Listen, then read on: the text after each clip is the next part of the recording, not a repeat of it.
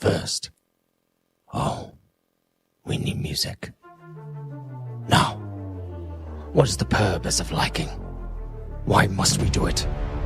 Why does our soul consume us so to click one little button and we take the mouse into our hands and we move it in such a way as to show appreciation, to show a voice, to show the world that we are not just numbers, but people. So I want you to grab that mouse and use that index finger for what it was made for. To click one button. Or else.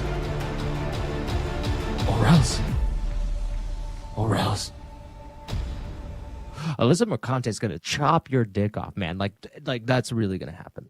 Money, print money, cash, money, well, capitalism, raise a bunch of money, more money, heaps and heaps of money, print money, cash, money, well, capitalism, raise a bunch of money, super chat money. As salty as the sea, calling us no code names, SJW screaming, but it's money they blame, burning with envy, they're falling flat, they can't handle the sound of a super chat. Ah, shit! I just got triggered.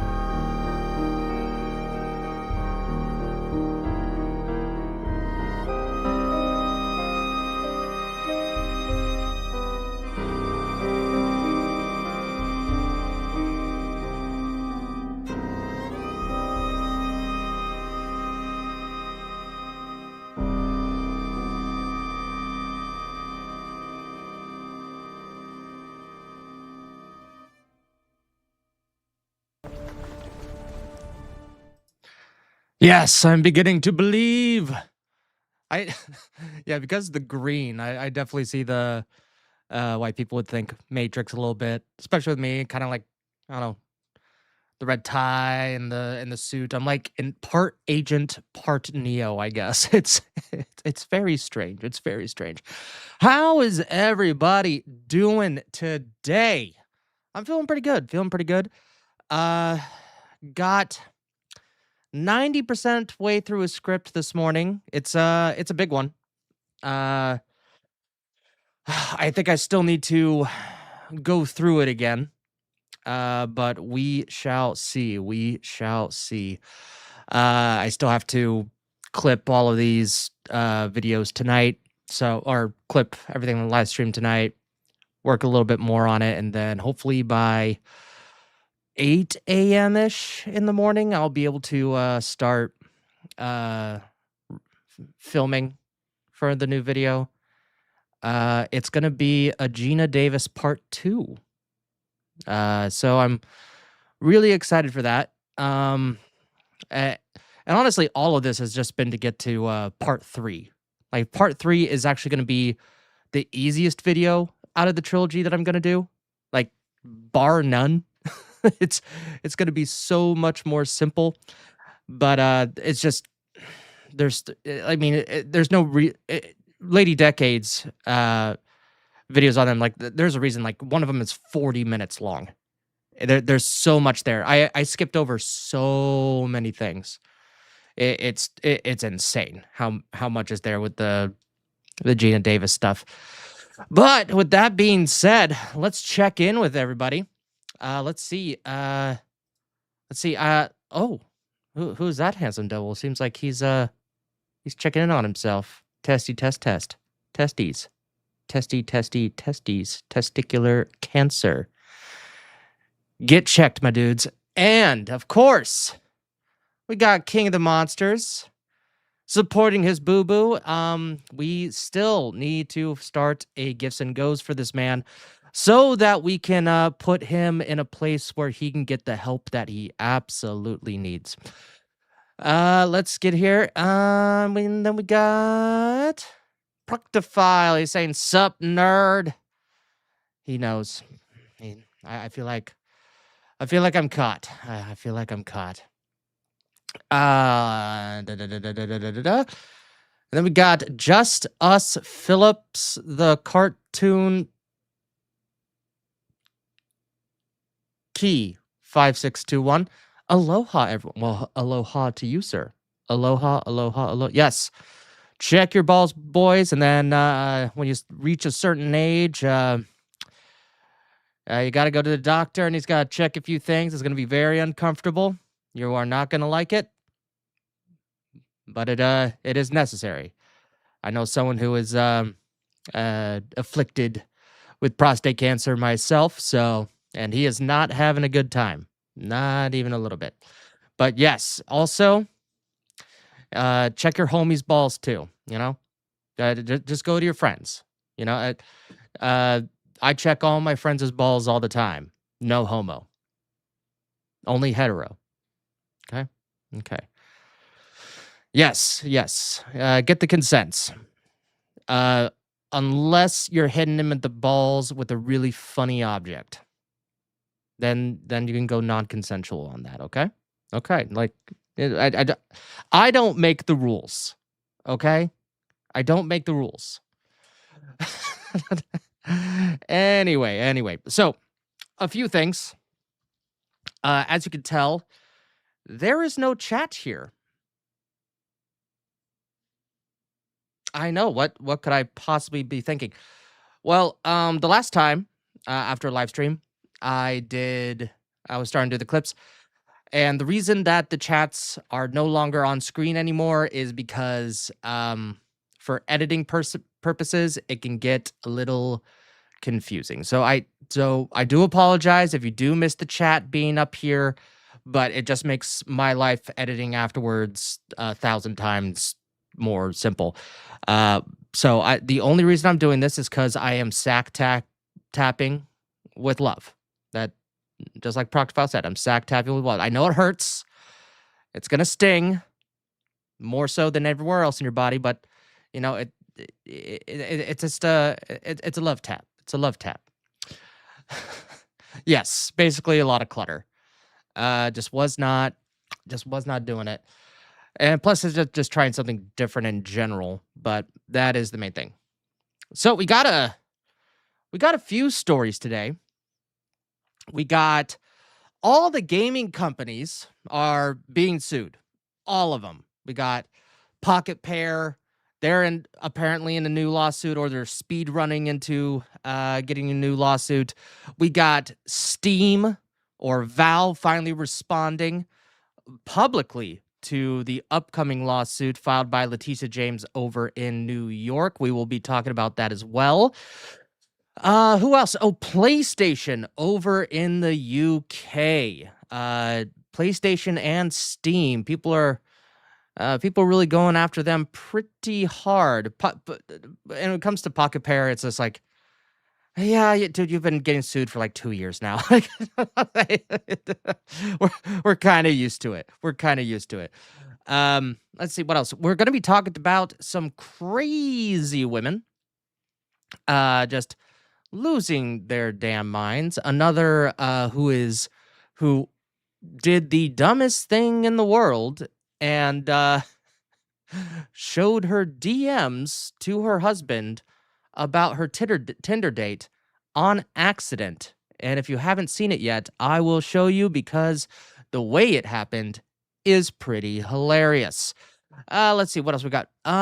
If we have time, we will go and talk about the new update to the Smash JT lawsuit. It's a minor thing. But I do have my interest in it. It's not big news, but it's kind of interesting. It's like, huh. That's kind of weird for you to okay. I think you're kind of showing us exactly what this lawsuit is about. But okay. It's not like we didn't know from the very beginning. Let's see what else. Funny things are happening over in Australia. Let's just say more trans nonsense. Let's just say that. And if we absolutely have time, gonna be doing a reaction to a Warren Smith video. Yeah, Warren Smith, a really smart guy, and kind of did one of those things where something that's happened to me before in a few videos, like I just accidentally found something while researching something else. Or it's like while I was researching something, I found something like, oh, there that is. I don't see anyone else talking about this, so let's talk about it. So that should be fun. Hopefully we'll get there in time today. Weeping hero, the Greek god himself. And just a reminder, he's going to be getting his PhD soon, master's. I forget. Also has some fan fiction coming up near the end of the month. We will definitely go over it on stream so that we can make Smash JT eventually a little uncomfortable. Let's see here. All right. So here's what I'm going to do. I like to start with some good news. I want to give you the feels, people, in this trying time that we live in today. It just seems like every day is just bad news. Bad news bears all the time. Nothing we can do about it. But, this guy, actually, let me pull up. Let's see. Let me pull this up real quick. 1 second. It's wholesome enough that I'm going to...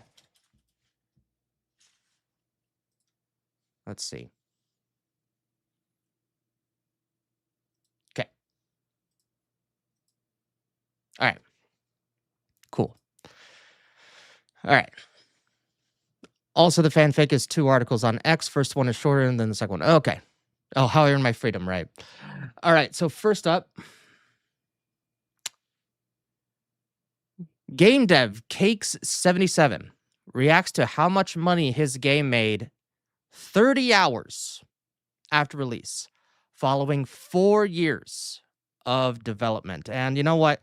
This is just wholesome as hell. I think we need to start out this with something like this because basically after a few small topics, we're really gonna be diving in there. Okay, we're really gonna be diving in. But watch his reaction. Incredibly wholesome. You gotta love it. Click this. Okay.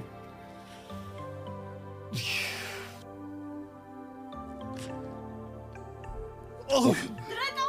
Oh my God. 25. This is 30,000. That's the gross. 30,000. And the net is 25,000 after 30 hours. And that's his like girlfriend, I think, or something. I don't know. God. Maybe wife. Wife. Okay, wife.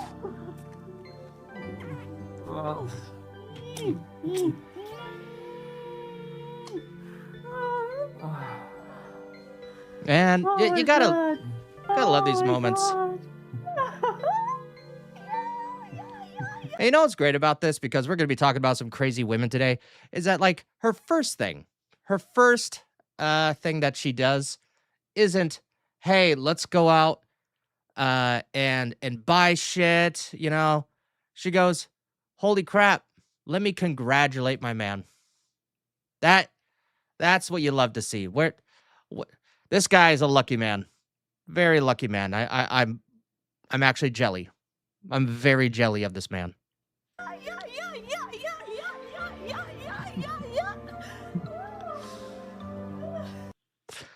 All right, and that's that. And what I'm gonna do, gonna share the game that he made right here. And you know what? Let's take a look at it real quick. It's a tower defense game. Let's take a look.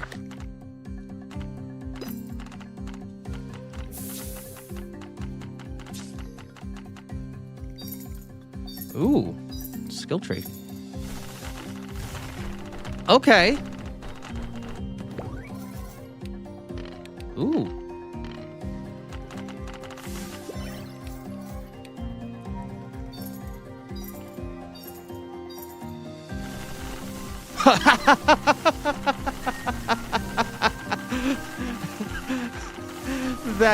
Oh my gosh, that's insane.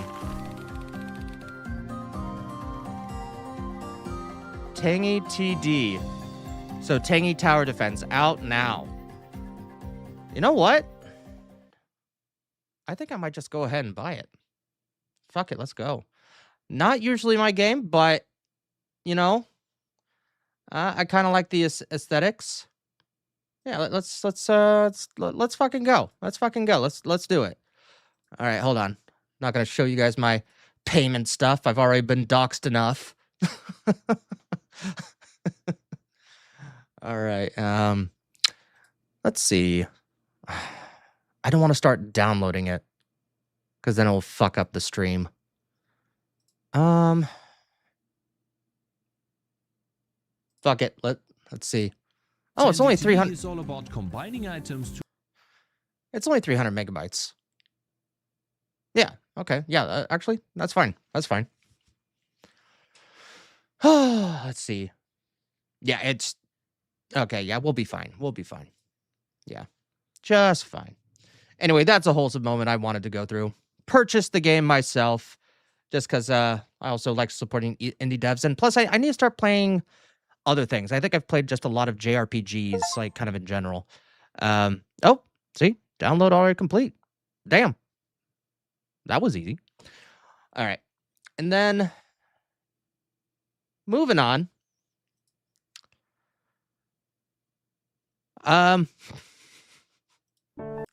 Okay, so this is a PSA.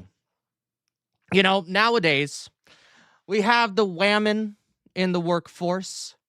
You know, they're doing their best. But sometimes it becomes a little too much. So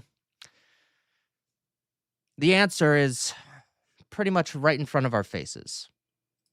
For years, women have fought hard to ensure that our generation had an equal place in the workforce. And to all those women, we just want to say, Thank you. But also, I am so tired. Being a working woman sucks balls. I work for a women's rights NGO, and every day I get letters from little girls saying, help me, I need an education. And I'm like, no you don't. I had an education. You know what I need now? A nap. In my mother's day, they used to say that a woman's place was in the kitchen. And to that I say, why did that change? I work a Because you had a generation of women that essentially forced men to say, hey, that it was a morally right thing to do, without accepting that that the roles of women were actually incredibly important to society.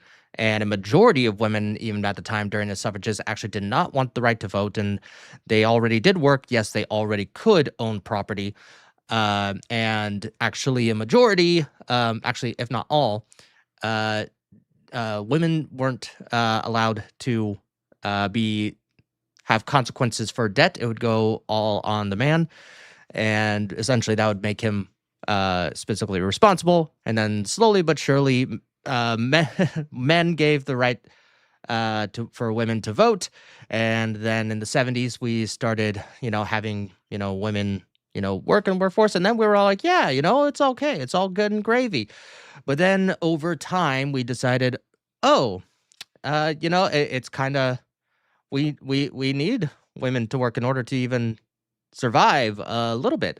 And because that we had this huge influx of a population, which was half of the United States, or in this case, half the world, almost all at once within the span of 30 years, which has never really been done before, enter the workforce, then that means the man's value of the job went down. So now, essentially, in order to have a mother staying in the household, it is now a privilege and not a norm in society. Let's continue forward. 50-hour week in an architecture firm designing kitchens. And ironically, I can't find one night to cook a meal of my own. If I have to eat one more Tesco ready meal, I will lose it. My mother raised me to be an independent woman. I don't want to do that. I want to marry a rich banker and go to brunch. I've tried to find him on Tinder, Happen, Hot Hunk, Soul Search. I made those last two up. No, literally. I made them. I work for a tech startup. Isn't it kind of weird?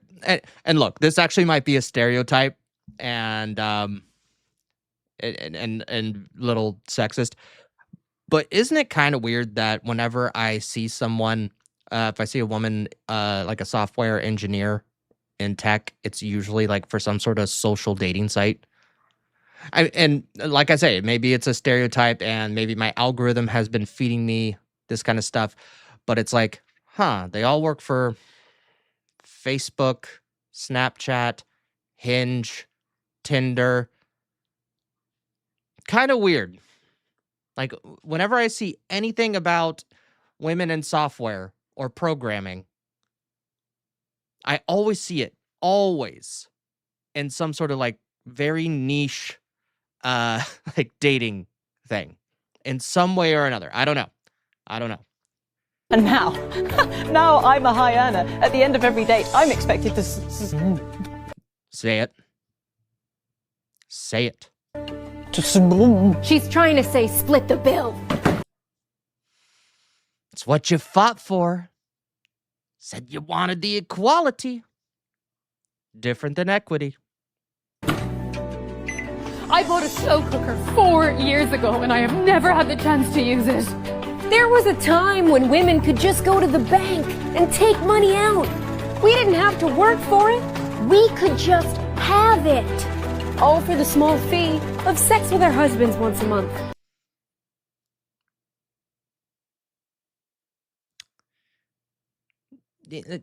I'm sorry, those are rookie numbers. You got to up those numbers to get to get in touch with that bank account. All right, you have a good one, King of the Monsters. You have a good one, man. So this International Women's Day, take a step in the right direction. Backwards. No, there's steps there. Not a good idea. Brought to you by the Women Against Tiredness Society. Brought to you by twats. That is amazing. That is epic. I love it. All right. I like to start these streams out with a little bit of fun. So let's see here. Well, if it isn't here, actions have your own consequences. Shame. Getting flashbacks to one of the Justice League episodes where all the men disappeared. That was a good show. Oh man, I vaguely remember that episode. I do not know what happened. Yeah, I know. Finally, some twats that we can get behind. Literally.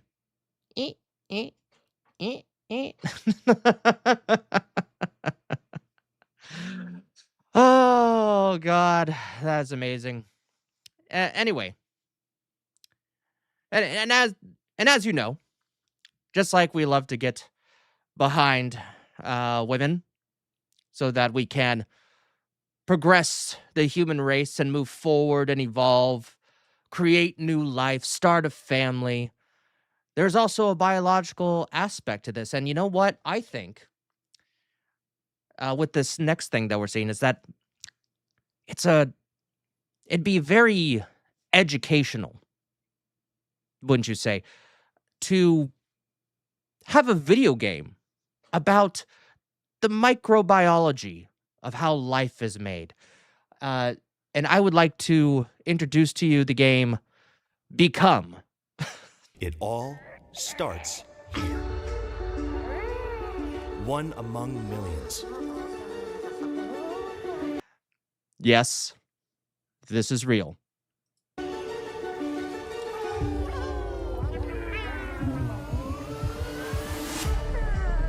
Tiny, determined, and ridiculously optimistic. It all starts. They dream of purpose, one among millions. But it will not be easy. Now, one of the things that I think of when I watch this is I go, okay, but if you make this to a game,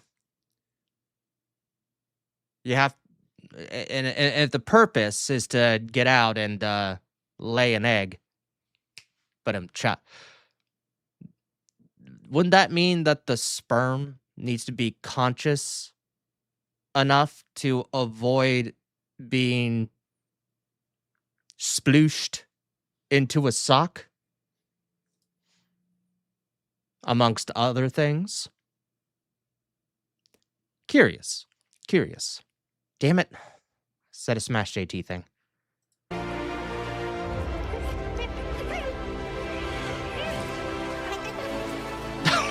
God, this sucks. Okay, they're gonna address it.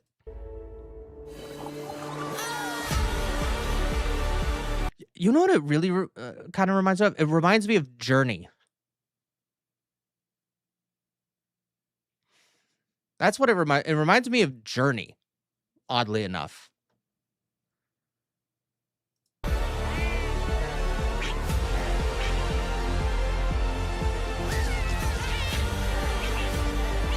Where millions perished. You become. Is it just me, or was there RPG elements?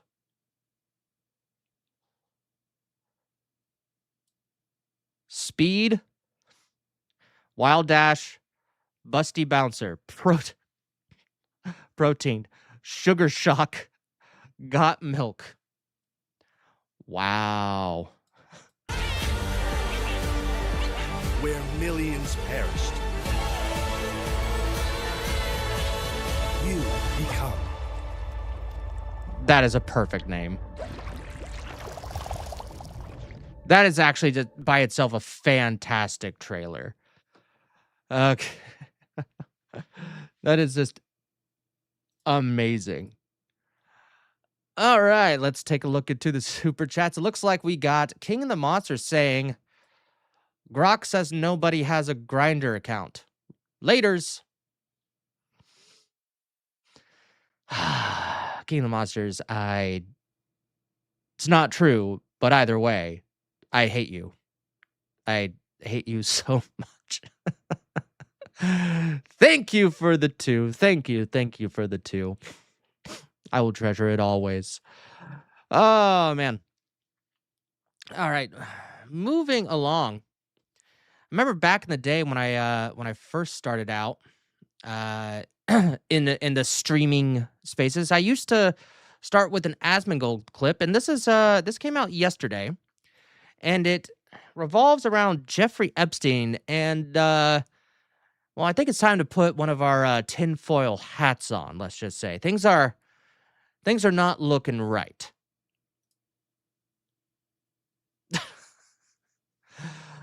And of course, all right, before we start, Smash JT coming in, sending over 67 jewels. It's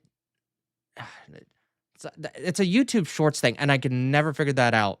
How much is 67 jewels? YouTube. Because I have no idea what that means. Every single time someone sent me a jewel, it's like, I don't know what that is, and for some reason, oh, there we go. Because they do this weird thing. They have jewels. They can earn rubies. Each ruby is valued at 1 cent. For every 100 rubies earned, okay, so I don't get it at all. It's some sort of like currency that YouTube has specifically for YouTube Shorts. I don't know why they do it. I've never sent any ruby. Oh, you just sent it for fun because Smash JT coming in with the $9.99. Let's hear it from Smash JT himself.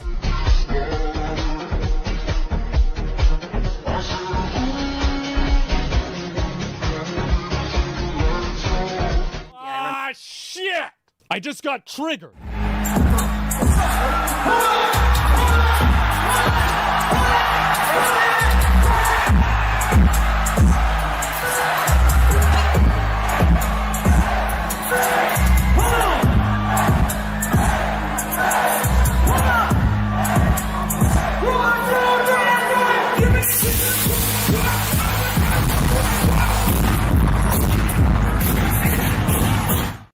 But either way, for once it's Smash that's pelting me with pennies.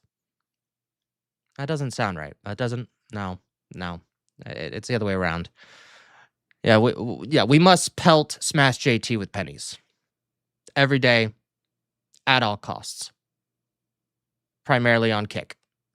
But anyway, weird Epstein thing that I saw yesterday, and I was just, oh man, it was a rough one yesterday for me. I woke up and I just did not feel good, so I'm like, okay, I'm gonna take the day off from writing. And when we look at this, like, this is truly put on your tinfoil hat thing. It is super odd.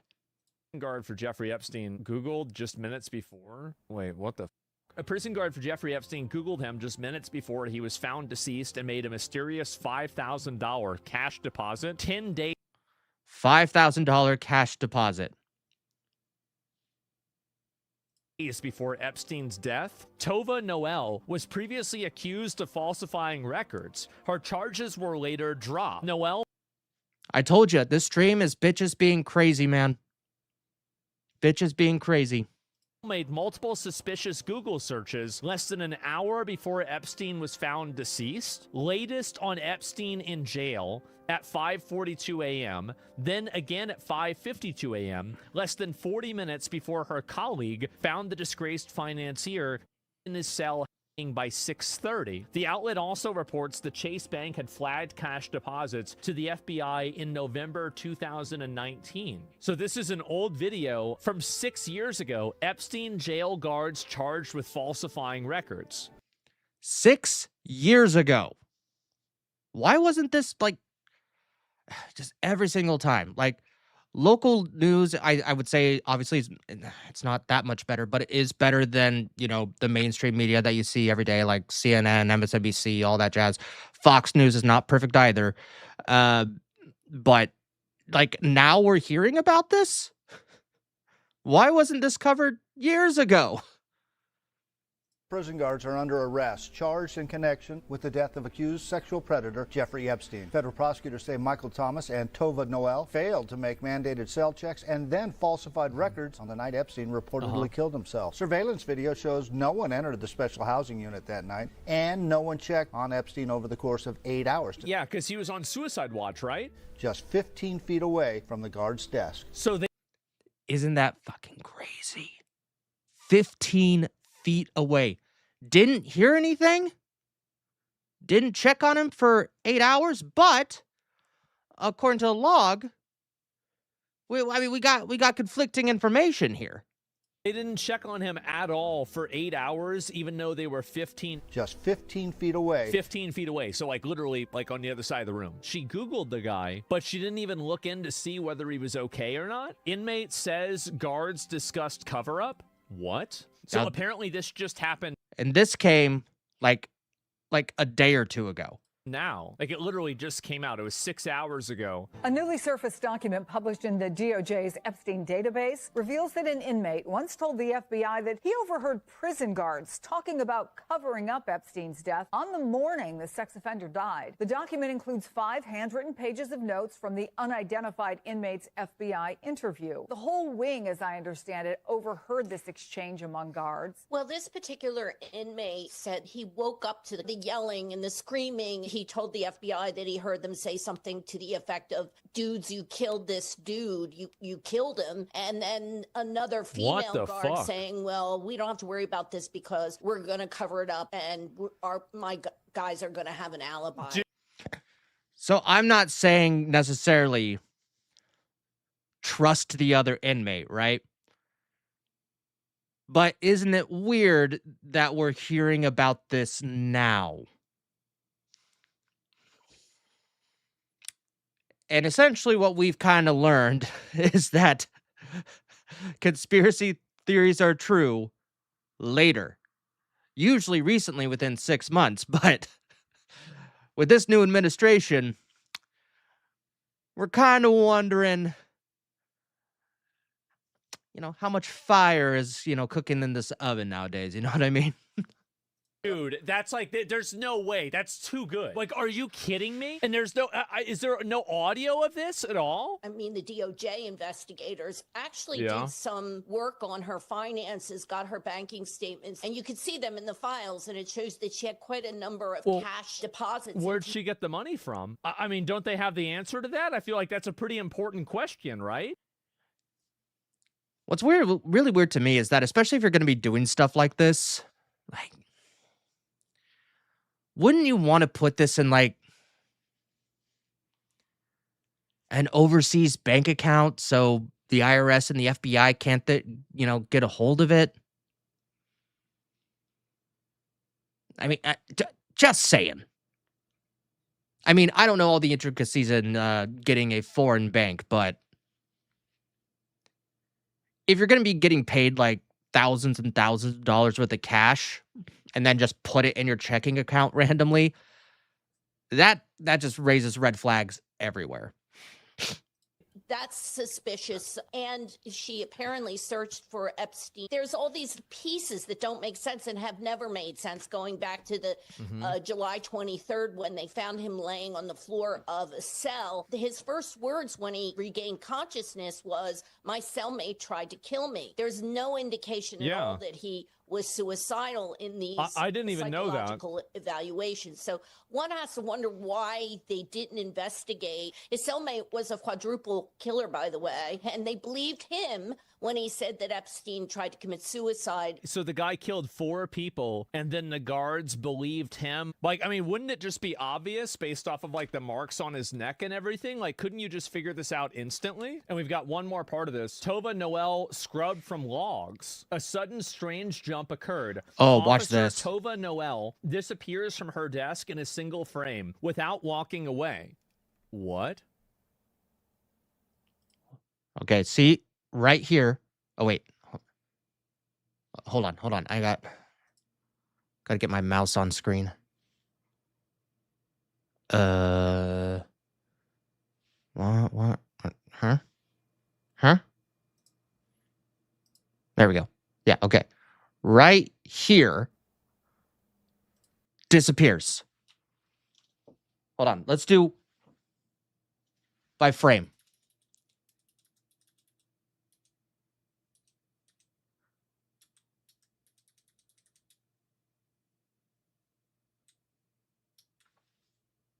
Hold on.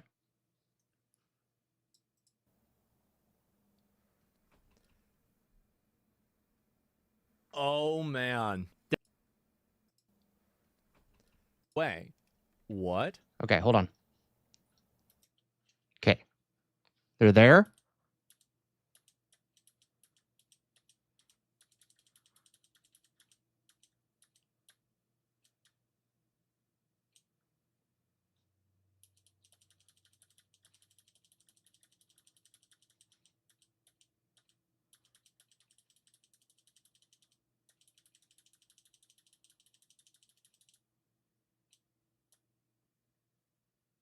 Wait.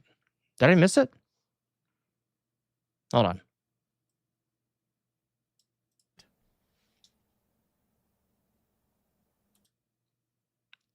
Right there. That is so weird. That means there's lies fucking everywhere. Oh man. There's her head right there. Look at that. I think that's pretty fucking weird. She literally just disappeared. She's sitting there and then she's gone. Man, say you're not suicidal. I am not. How did I not even know about this? So who went in there? How did she get the payment? Who was that? There must be a record of this. Like, this isn't like fucking 1931, okay? How the fuck could you not figure this out? It's fucking crazy. It's fucking insane.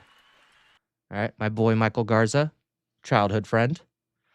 Let's get back to main. Okay. All right. All right, Quinn saying Smash making things complicated. Yes, we should call him Avril Lavigne. Why'd he have to go and make things so complicated? Anyway. Yeah, making it complicated. Man, that man, Smash JT, just completely making my life so complicated, you know? And just helping me with my YouTube career, dragging me into lawsuits. I mean, just a crazy guy. Nah. Smash is good people. And we got something for YouTube Shorts. Harambe 2028. I mean, he's been dead for 12 years. No, wait. By 2028, he'll be dead for 12 years. He's been dead for 10 years right now. So, yeah, who knows, though? Harambe might be Jesus, and he'll come back to life, and he'll run. I'm game for that. Why not? I mean, we've had monkeys as presidents before. Let me clarify. I did not mean that in a racist way. I did not mean that in a racist way. I just meant, like, stupid people. Like it's like putting a chimp with the suit on. I'm not recovering from this. I'm not recovering from the allegations right now.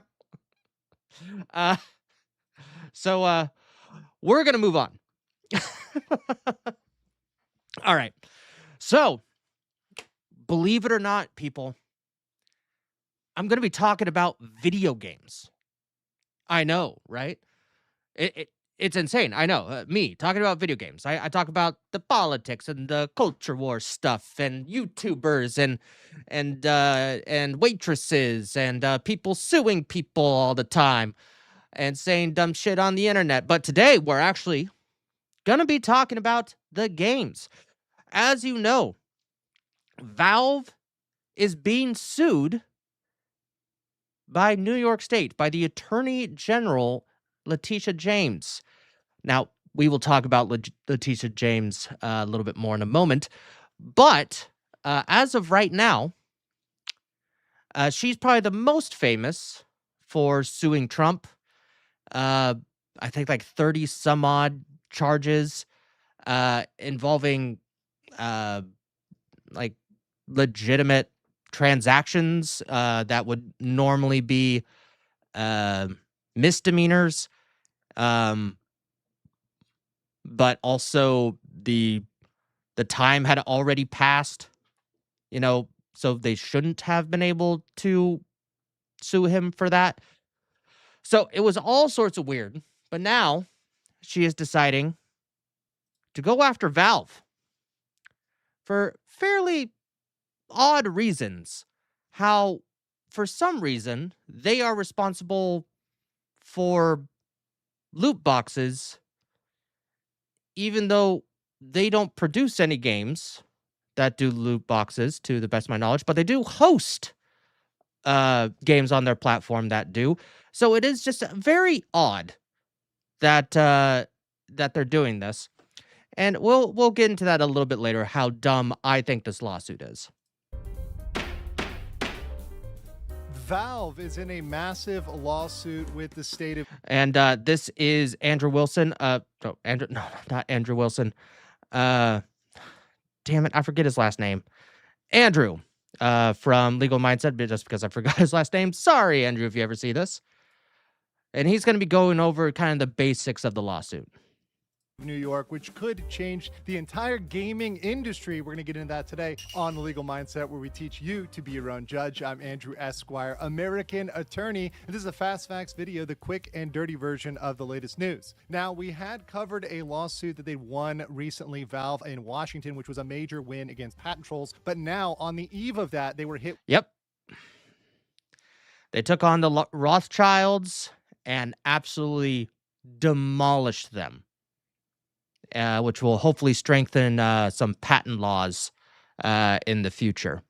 With yet another case in New York by the state. So we're going to get into how this is a major case that everybody really should be following. If you care about gaming, any type of gaming, this could affect gacha games, Magic the Gathering, Pokemon, Fortnite, Roblox, Hearthstone, an entire genre of games that has randomized drops. So let's get into what's going on. We have the plaintiff, which is New York Attorney General Letitia James, who's a controversial figure herself. She's been under fire with several indictments she's dodged. But now she's coming after Valve, and she's coming after to regulate them hard. And of course, we've got Gabe Newell, Valve, Steam, that are the defendants in this case, and they're the ones that are... And Gabe, we trust. The man does nothing and wins. It's a beautiful sight to see. I wish I could do nothing and win. Man, nothing sounds great. Have you when someone like asks you, like, hey, what'd you do today? And you look at them and you go, and you like have a smile on your face. You're just like, what? I did nothing. And it was absolutely fantastic. Accused of really corrupting children. That's the line they're going with on this. Yes. So let's jump into our opening statements. Now, Letitia Jones, the AG of New York, is suing Valve on behalf of the state in her capacity as the Attorney General. And her line, her angle on this is that they are promoting gambling through loot boxes and the Steam marketplace. So those together, particularly the loot boxes and then the availability of the Steam marketplace, is equal to gambling, the same as casino gambling. That's the line from the lawsuit. New York argues that... All right, let me amend my statement. They do not promote gambling. Or like Steam doesn't do gambling, but there's definitely how should I say this? It's definitely there. Not sure how to explain that a little bit more. This violates the state prohibition in their constitution on lotteries or the sale of lottery tickets, pool selling, bookmaking, or any other kind of gambling. They are attempting to regulate this like a traditional casino. Wait. New York also argues that this... Wait, hold on. Hold on a second. Lotteries or the sale of lottery tickets. Oh my God. Dude, are you fucking... They have that illegal in New York? Do they not understand, like, having the Powerball or something like that in your state is a huge like moneymaker for your state. Like that funds a lot of shit. I mean, depending on how many people in your state or if it's something you want to do locally, but because it's a state level, it's like the lottery is like one of the most innocent forms of gambling you can have. Like, okay, go to store, go to a little mini mart. And I'm like, oh, okay, I'll put $2 in the lottery. You never know what happen. It's like the most innocent lottery in the world. Yet it makes your state millions of dollars. I would definitely help with their budget. Jeez. Gambling is targeting minors, teens, adolescents, etc., and that's why it's particularly pernicious and it needs to be stopped immediately. So what are the main arguments for them? The main state's arguments are that New York State is in charge of regulating gambling, and they have that power under their state constitution, and that loot boxes are virtual items with value. Now, that keyword value is going to be important, and we're going to come back here because that's in the gambling statutes. It's got to be something with quote-unquote value. Steam has created a marketplace for items, and they've shown that marketplace. I'm going to show you that in a second. And they've got, according to them, high value and liquidity, which makes them a target for thieves. So we're have to protect. A target for it's a digital item. I mean, unless they're absolutely hacked and depends on the game, that makes man, these people are stupid. These people are wow. People from thieves, right? That's the state's interest, right? They say that users gamble in the act of opening the loot box. So by opening the loot box, according to the state, that is gambling. And they also equate those to casino gambling in their danger to minors, saying, hey, we don't allow minors to gamble, and therefore we need to protect minors by stopping this because this is just like casino gambling. And one of the things I found... Or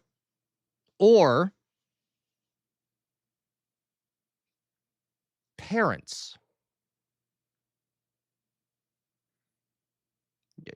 Steam has protected has tools for parents.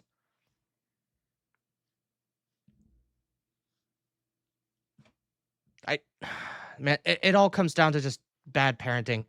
I'm very interested to see like what their case is. To me, this is one of the dumbest cases in the world because think about it this way. Does New York sell Pokemon cards? Yes, they do. That is an action.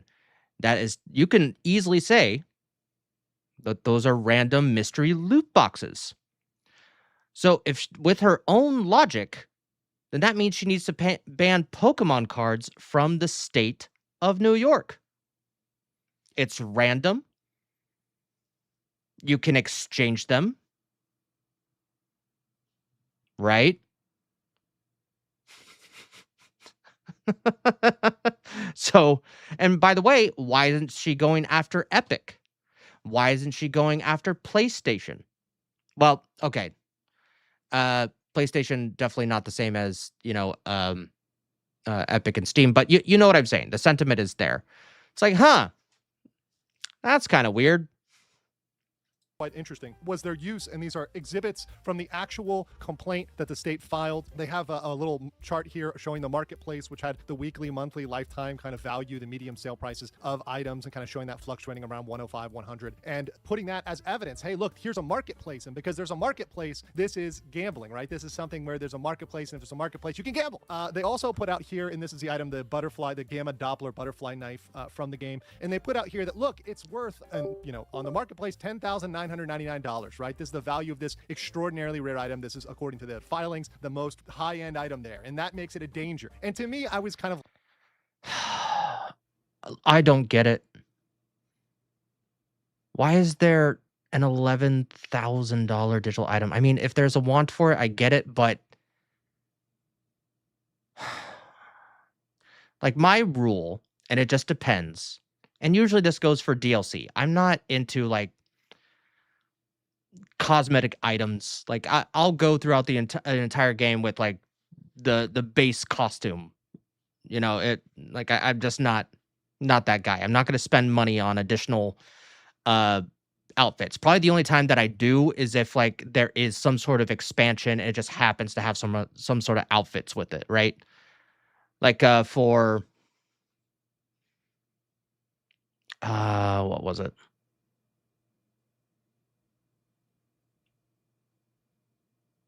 Nah, I forget. Laughing for a second, especially as a guy who's played Magic the Gathering, who's played Pokemon in the past. If Yeah. you guys know anything about those, you know this Pikachu Illustrator here sold for a record price of $16.5 million in good condition. And then you had, of course, from Magic the Gathering, the Alpha Black Lotus. I never touched a Black Lotus myself. Not a real one. I've seen some fake ones. And I've seen them in cases, but I've never played with one. So I wish I could play with one. And recently, I think about 6 months ago, Moist Critical actually did a huge thing where this couple and the girl's dad had like 4 or 5 Black Lotuses that were like 8, 9s, and 10s or something like that. It freaking insane. Yes, it's an extremely rare card from Magic the Gathering. It's sold for, I believe, about $3 million. So it's very interesting to me that they point out the 10K cap because other games and other places that use randomized cards or randomized pulls have very, very high value and also have a really established market for their buying, selling, trading that indeed is used by adults, but also by teens, whatever, who are selling, trading, engaging in marketplaces for these things. Very, very interesting to point out there. So what's really at threat? Well, what's at threat here is every game with random elements. And we can go to this, I think, Yep, gotcha. Mobile games, digital collectible cards, and battle pass, random rewards, physical analogs, which is like just like they're probably gonna focus on the digital if if Valve when Valve, the lawyers start, building a defense. But the one that's tangible, the one that like say it goes in front of a jury, like this is the one. Physical analogs. It's like, okay, this makes no sense, and here's why. And this is assuming that it goes to trial, which I assume they're just gonna settle. That's what I would assume, but I don't want to predict the future. Any randomized microtransactions, guaranteed bundles with variety, rarity, Fortnite. Oh yeah, Roblox. Roblox has the same freaking thing. And why aren't they going after FIFA? Why aren't they going after NBA 2K? Like, there's a ton of different kind of games. And I don't know that you can sue an entire platform that hosts these games. Now, if you want to go, after the gaming companies themselves and not the platform, I'm a little bit flexible in that. I'm like, okay, I get it. You want to make a point. But this seems like that they're trying to make a law first. Like, they're trying to... It's the same exact thing that it seems like, allegedly, that Alyssa Mercante and her lawyers are trying to do with Smash JT with the stochastic terrorism thing. They're being like, oh no, like, he must be doing something just because we suspect him of doing it. Like, my point is, I forget the definition of stochastic terrorism at the moment, but the point is, a lot of times they can try to make some sort of statute or law based on a case, and that's what this sounds like to me. This is exactly what it sounds like. Instead of passing a law to like permanently get this banned out of your state, they're just going through the courts.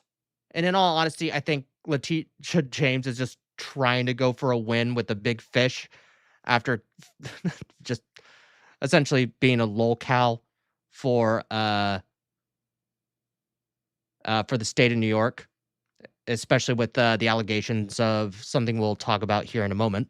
The top offenders, the ones that would go down first, are the gacha games. So if Valve and these loot boxes go down, the gacha games are next on the list. They're 100% on the hit list. Mobile games, anything with pay to open plaques, so Genshin Impact, Honkai, any of the MiHoYo stuff, FIFA, NBA 2K, all of that would be the same because you're essentially paying in for a random pull. And according to the state, they're saying, hey, we don't care that you get something. The fact that it's random is what's the problem. You've got digital collectible cards and random battle pass rewards, so Hearthstone, Legends of Runeterra, those would be at risk. You've got the physical analogs, Pokemon cards, Magic the Gathering, blind box figures, Funkos, etc. And you've got all those mystery subscription boxes that people like to buy that you don't know what you're going to get inside. And, oh, well, if one thing is worth than another, well, that's random and that's not fair. It's gambling, right? And really any other randomized microtransaction. So any sort of bundle or item that you might pick up and receive something with a variable rarity where there's uncommon, common, rare, maybe legendary items, that would be at risk. So something like Fortnite or Roblox cosmetics even could be at risk here. So this affects a lot of games. This isn't just those particular loot boxes that they're trying to point out in one of the games.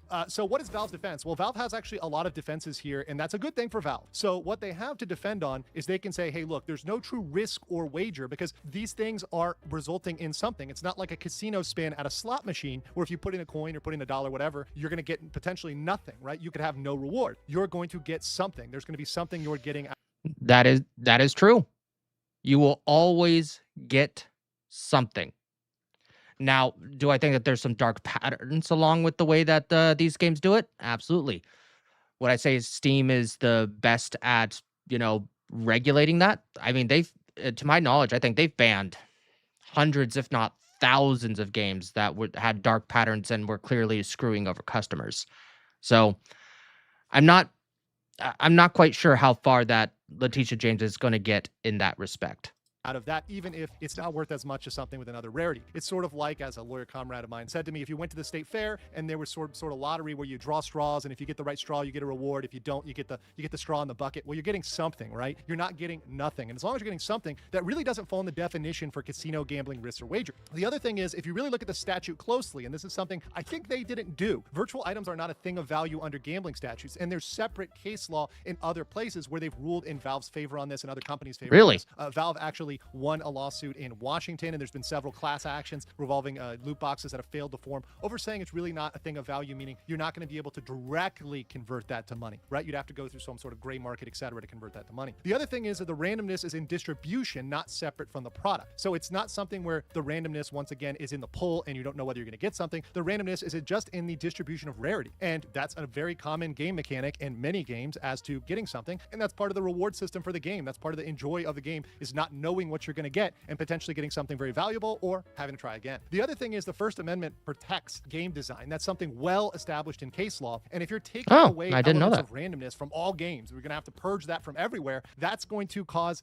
a massive shift in development and make people have to develop their games wildly different because, well, we can't have randomness anymore because, well, that's going to be unfair. That's gambling, right? And I think the existing case law, as I mentioned, the cases that Valve has won in Washington and the class actions, those come in on the favor of Valve, to the defense of Valve, because this is really something that other states, other places haven't chosen to regulate in the same way. And there are some safeguards that Valve could do to make this really go away. And if they wanted to implement any of these, and I'm not saying they implement all of these, but any of these changes would be more than enough to defeat this lawsuit by Letitia Jones and New York. They could stop key sales in New York and just say, okay, fine, we're not selling keys in New York. That's more of a patchwork thing. I would hope they would fight on that to try to keep that going if they're going to do it just in New York and not everywhere. The other thing is they could shift to free in-game drops. And they've done that in places like Belgium and the Netherlands where they've had issues over this. And that's something they could do potentially. They could also have stricter age verification for people. Can we just have good parenting again? That's all I want. That's all I want.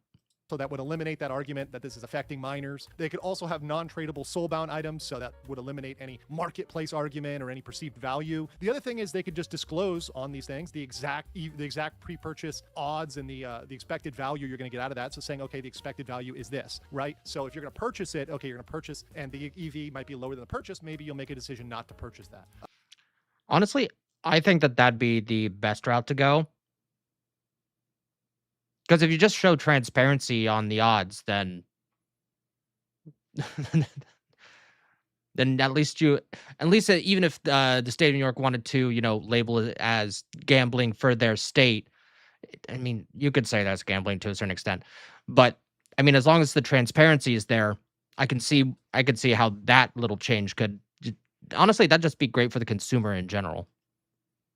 You could also put in spending limits, daily, weekly, whatever, to keep spending low and prevent people from going overboard with gambling, if that's what you think this is, right? Debatable. Once again, Valve would say this isn't. You could also enhance parental controls if you're worried about the children, and implement what a lot of gacha systems have, a pity system or some sort of non-RNG system to craft or make those legendary items, perhaps when you level up or have certain level of access. And the last thing is you could just do third-party auditing and say, hey, we're going to just audit this to see how much of a danger this is, and we're going to do that on a regular basis. Any one or multiple of these things could definitely defeat the lawsuit by Letitia James in New York. But here's my judgment. In my judgment, this lawsuit represents really a serious attack on gaming marketplaces, particularly digital gaming marketplaces. Valve has a strong incentive to fight this lawsuit and a basis to win on existing law. And if they consider implementing just one or more of these safeguards to prevent future litigation related to gambling of minors, I think they're going to be in the clear. But I want to know what you guys think, and I want to know what you think about loot boxes. Are they gambling? Is it bad? Should they go away? Let me know in the comments below, and I'll catch you on the next one. All right, and that was Legal Mindset. Obviously, we share our links here. But yeah, so that is that.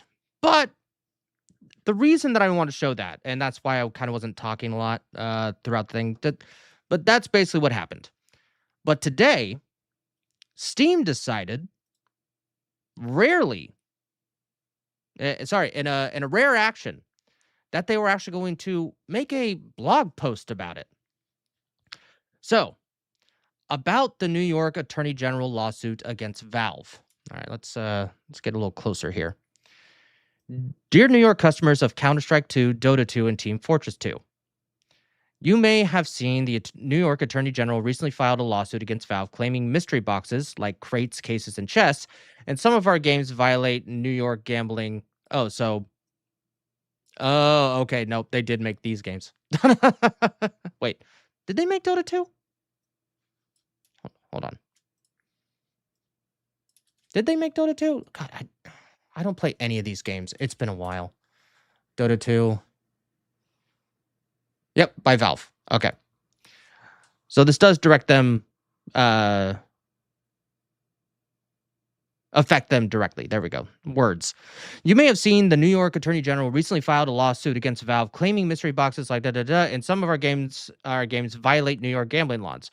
We don't believe that they do, and we're disappointed to see that the New York AG make that claim after working to educate them about our virtual items and mystery boxes since they first reached out to us in early 2023. We rarely talk about litigation, but we felt like we should explain the situation to you. We shared with the New York AG that these types of boxes in our games are widely used, not just in video games, but in the tangible world as well. So that's a good example with the Pokemon cards, where generations have grown up opening baseball card packs and blind boxes and bags. I didn't even think about baseball cards, but that's another good point. And when trading and selling the items they receive. On the physical side, popular products used in this way include baseball cards, Magic, Pokemon, Magic the Gathering, and Labubu. In the game space, digital packs are similar to our boxes that date back to 2004 and are in widespread use. Players don't have to open mystery boxes to play Valve games. In fact, most of you don't open any boxes at all and just play the games because the items in the boxes are purely cosmetic. There is no disadvantage to a player not spending money. And I think that's going to be a really good point from them. This lawyer who wrote this is incredibly smart. In the process of cooperating with the New York Attorney General's office investigation, we shared with them our efforts over many years to shut down accounts found to be using Valve game items on gambling sites in violation of the Steam subscriber agreement. We also shared with them our efforts to combat fraud and theft of users' items and our extraordinary measures to stop gambling sites from taking advantage of Steam accounts and Valve game items. Valve does not cooperate with gambling sites. That is true. They do not cooperate with gambling sites. Though one could argue that they allow them to exist. One could argue. To date, we've locked over 1 million Steam accounts that were being misused by third parties in connection with gambling, fraud, and theft. We've also shipped features like several reversal and trade cooldown to discourage gambling sites' ability to operate and protect Steam users from fraud. And we forbid any gambling-related business to participate in or sponsor tournaments for our games. We have serious concerns with many of the alterations the New York AG claims are necessary to make our games. First, the New York AG seems to believe boxes and their content should not be transferable. They appear to assume digital mystery boxes and items in our games are different from tangible items like baseball card packs, which contain random cards. Again, they're see, this is like, I mean, I predicted this. I have been, this is the first time reading this all the way through, but yeah, I'm right on the money. It's like, no, they're going to make this as real world tangible as possible so that the normal person can understand digital assets. And to take issue with the fact that our users have the ability to transfer the items they receive through Steam trading or user-to-user sales on the community market. We think the transferability of the digital game item is good for consumers. It gives user ability to sell or trade an old or unwanted item for something else. In the same way, an owner can sell or trade a tangible item like a Pokemon or baseball card. The NYAG proposes to take away the user's ability to transfer their digital items from Valve games. Transferability is a right we believe should not be taken away, and we refuse to do that. The New York AG also proposed to gather additional information beyond what we normally collect in the course of processing payments about... Wait, hold on.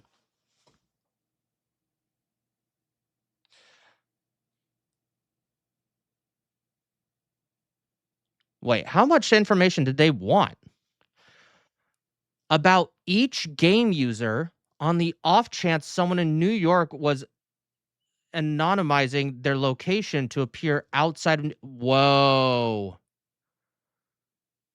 Whoa, that is above and beyond, such as using a VPN. So essentially, they're asking for their customers' like payment information to verify whether or not they're in New York. I'm not sure that is asking a lot. And I wouldn't really consider that above board. This would have involved implementing invasive technology. Exactly. Invasive technologies for every user worldwide. Similarly, the New York AG demanded that Valve collect more personal data about our users to do additional age verification. Oh, God, this age verification thing. It's just getting people's data. That's all it is. And it's going to lead down a bad road. Even though our most payment methods used by New York Steam users already have age verification built in. Valve knows our users care about the security of their personal information, and we believe it's in our and their best interest to only collect the information necessary to operate the business and comply with the law. Okay, how much we got? Okay. We respect New York's to determine the laws governing behavior in the state. We will, of course, comply if New York legislature passes laws governing mystery boxes, something it has not done, which is a good point. Like, you're trying to sue us something about a law that's not even passed. Despite considering the issue a few times, such laws would be the result of a public process, presumably with input from the industry and New York gamers. The type of commitments the New York AG demanded from Valve went far and beyond what existing New York law requires, and even beyond New York itself. It may have been easier and cheaper for Valve to make a deal with the New York AG, but we believe the type of deal that would satisfy her would have been bad for users and other game developers, and impacted our ability to innovate in game design. Wow. Essentially, it's like, hey, we're ready. We're right here to, make a deal, try to, satisfy you guys. I mean, yeah, we can negotiate here and here and, bring down this a little bit and up it here. And, we're willing to play a ball. Let's talk. But apparently, once it goes over the line of like, no, we want your users' data. We need to verify them that they're in New York. They went, oh, no. Well, that is our line in the sand. So sounds like the teacher is sticking her hand a little too far into the cookie jar right now. In addition, although this case is about mystery boxes, we feel the need to address comments made by the New York AG about games, World War violence, and children. Those extraneous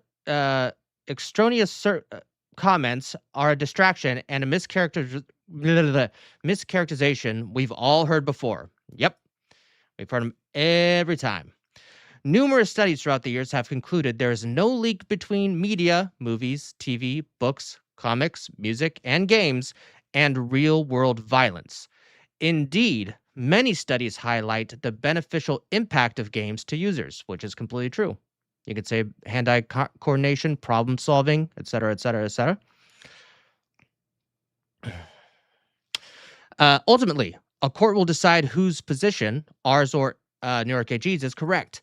In the meantime, we want to make sure you were aware of the potential impact to users in New York and elsewhere. And this lists today's date. Now we're going to get into who is Letitia James. Obviously, she, sued Trump for things that were really, really stupid, that should have been misdemeanors, that were after like the 5 or 10 years like had already passed. So they're suing him for past things that were already really small and no one got hurt from it.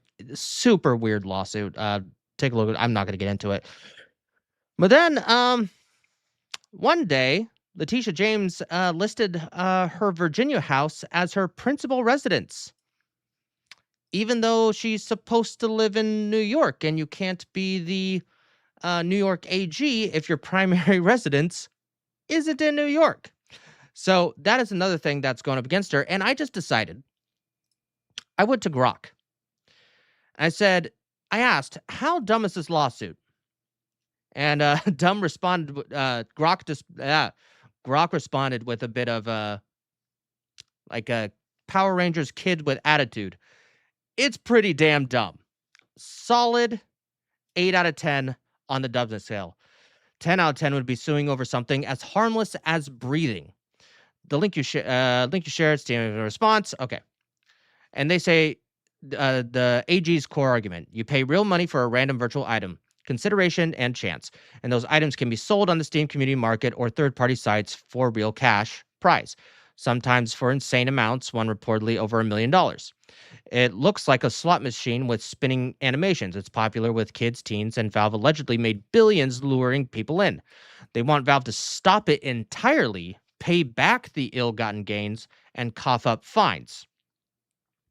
They also tracked some random fear monitoring about video games causing gun violence, which Valve correctly calls out as the usual debunked distraction.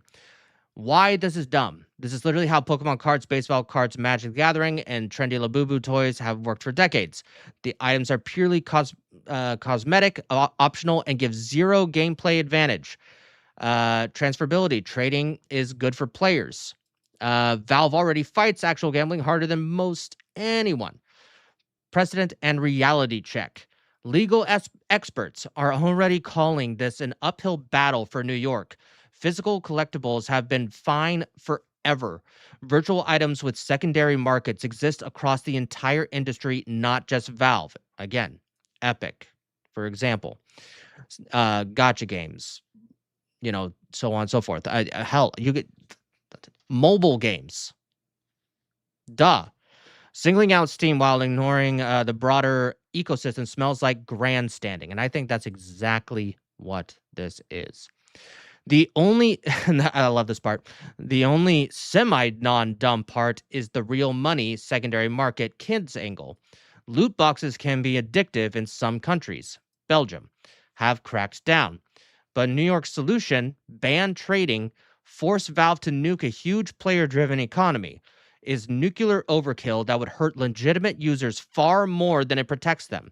It's classic regulator theater. Something children, chance equals ban it, without understanding the product. Abso-fucking-lutely. And we are gonna leave it right there. All right. Let's get into it, people. Oh, you guys didn't, let's see. Jim B comes in and says, test. Let's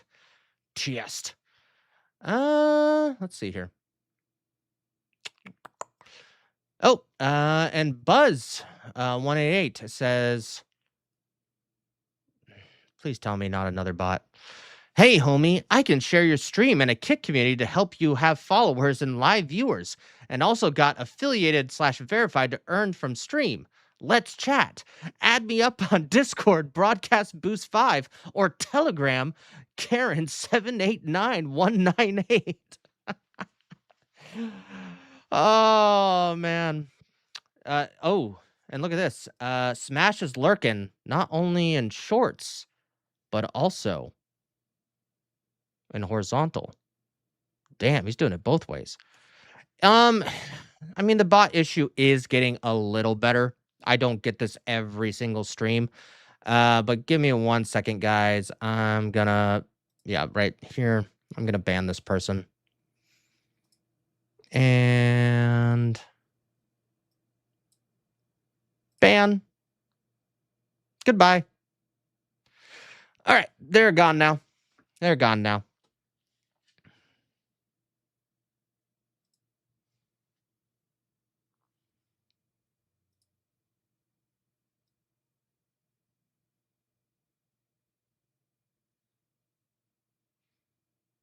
What? Yeah, you better be pausing, sir. Let's put that down here. You settle down, Smash. You settle down. Okay, we're gonna put you in the corner, right? You know what? Get over there. Yeah. All right, we'll bring you back. We'll bring you back. But hail the weeping hero. Okay. Well, with that being said, we are going to move on because they're not the only ones getting sued. Believe it or not, we have PlayStation over in the UK. PlayStation gamers could receive £2 billion compensation if lawsuit succeeds. Console manufacturer Sony is alleged to have broken competition law through control of the digital PlayStation Store, which is claimed as charged too much for games.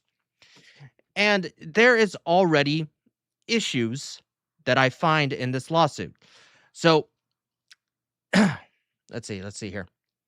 If successful, okay, here we go. The case hinges on how the digital PlayStation Store run by console manufacturer Sony operates.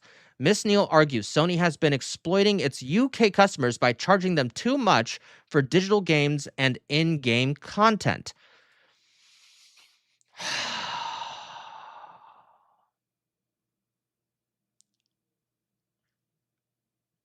Do they not understand? Well, I know they have sales and stuff, but I think but for a lot of the games, they don't choose that price. So that's so fucking dumb. But it gets dumber. The lawsuit claims Sony broke competition law through its control of the PlayStation Store, meaning that Sony has near monopoly on the sale of digital games and add-on content, which is patently false. The lawsuit claims, now listen to this, Sony broke competition law through its control of the PlayStation Store. Okay? Let's break this up. Meaning that Sony has a near monopoly on the sale of digital games and add-on content. So the UK, this is so dumb. The UK thinks that PlayStation has a monopoly or near monopoly on digital games and add-on content. And they're just, it's the same thing with Letitia James in New York. You do know that other platforms exist, right? Like there's Steam, there's Microsoft Xbox, there's Nintendo, there's GOG, there's itch.io. Like what is it with these government bodies? They're just like, oh, we see one thing and that's the only thing that exists ever. Nothing else has existed prior to it or alongside it. Like And it gets even better, guys. It gets even better. Developers are charged around 30% commission for selling games in the store, and Sony sets the price of the games. Okay, I didn't know whether they set the price or not, but whatever. Miss Neal says has resulted in excessive and unfair prices for gamers with the digital games, allegedly costing around 20% more than the physical copies. Now, I did look this up before I started the stream. And yes, when they say, I asked, do they mean new or used games? And they are actually saying retail and new games, and that they are charging about 20% more. Now, would I say that's a morally right thing to do for PlayStation? Probably not. But here's the problem, is that, wait a minute, why are you complaining about the digital sale of the game when there is an option to buy it elsewhere? Like, literally, you can go to Amazon right now and you can see games that are being sold for cheaper digitally, even with the code for the DLCs. So these people fundamentally do not understand how the game market works even a little bit.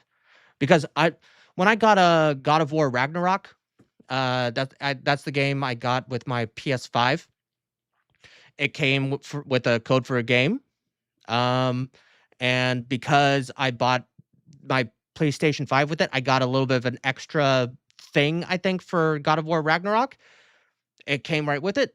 Now, sure, was that a Sony PlayStation thing? Uh-huh. But I also remember getting games off of Amazon. It would give me a digital code, and then I would redeem it, and I got it for cheaper than on the PlayStation store. I cannot speak. PlayStation store.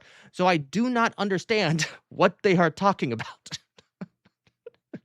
They really didn't look at this lawsuit. Man, there's a part of me that, like, look, I am not the gaming guru around our community, okay? I'm like a culture war guy, all right? I like to call people dumbasses and assholes, and I do investigations on people. That's what I do. I'm not like a gaming guru. I just like playing games.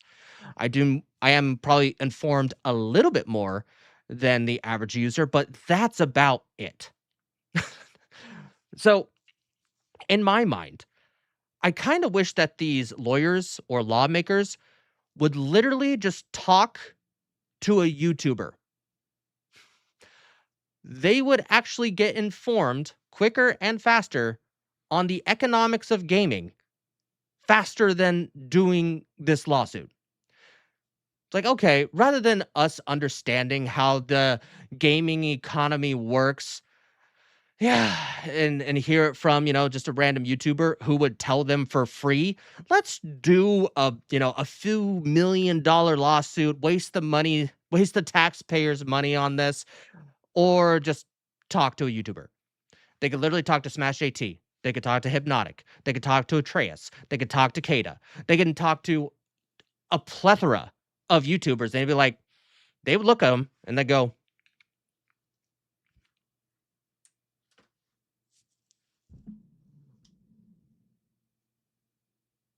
are you retarded? Sorry, but that sounds like the most retarded thing that I've ever heard. Let me tell you how it actually works. That's exactly what would happen, guys. And then guess what? You save millions and millions and millions of dollars on taxpayer money. Because then, if you are an informed, plaintiff in this case, then that means you can go to the lawmakers and go, hey, there's this tiny little thing that I think we need to adjust. It shouldn't hurt Sony too much, but it's reasonable. Rather than doing an entire lawsuit based on it, right? That's more reasonable to me. But that is just me. That being said, I'm trying in between the stories to not drink my soda or water.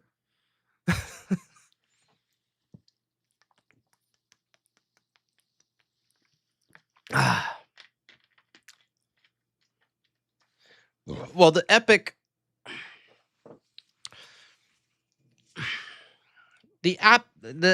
and Apple thing is slight. Let's see. is a little bit different. It's a little bit different because one can say that it's not a complete monopoly in regards to mobile gaming because there's only two options. There's iOS and Google Play Store. And if you look at the two options, iOS, I think they automatically like 30% surcharge on top of it.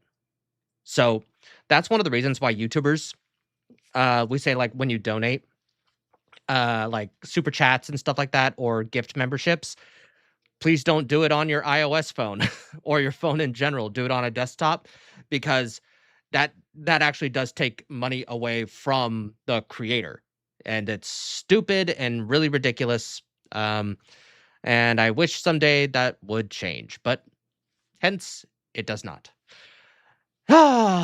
Anyway. But then again, it's been a while since I've looked into the Epic and Apple Store thing or iOS. So I'm kind of talking out of my ass in that sense, but I do know that it is slightly different. With that being said, God, it's getting hot. It's getting hot. Yeah.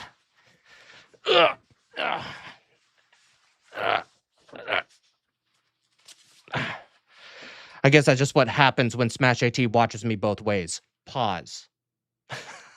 Ah, shit! Ah, shit! Shit! I just got triggered. Look who's come to town.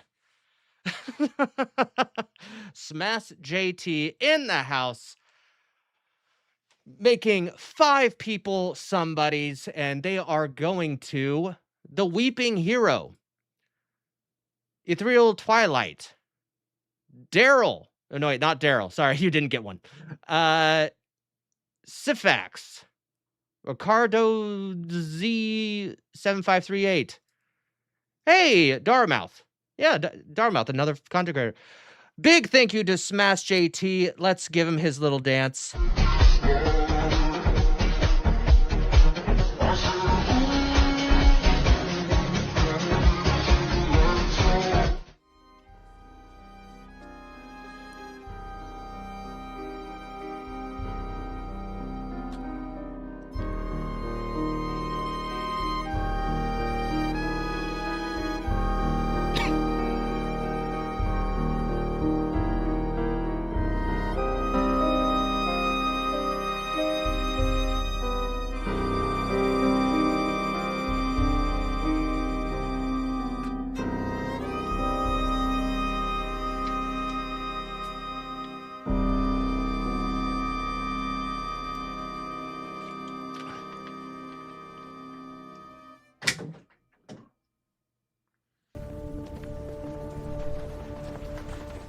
Money, print money, cash, money, wealth, capitalism, raise a bunch of money, more money, heaps and heaps of money, print money, cash, money, wealth, capitalism, raise a bunch of money, super chat money. As salty as the sea, calling us no-code names. SJW screaming, but it's money they blame. Burning with envy, they're falling flat. They can't handle the sound of a super chat.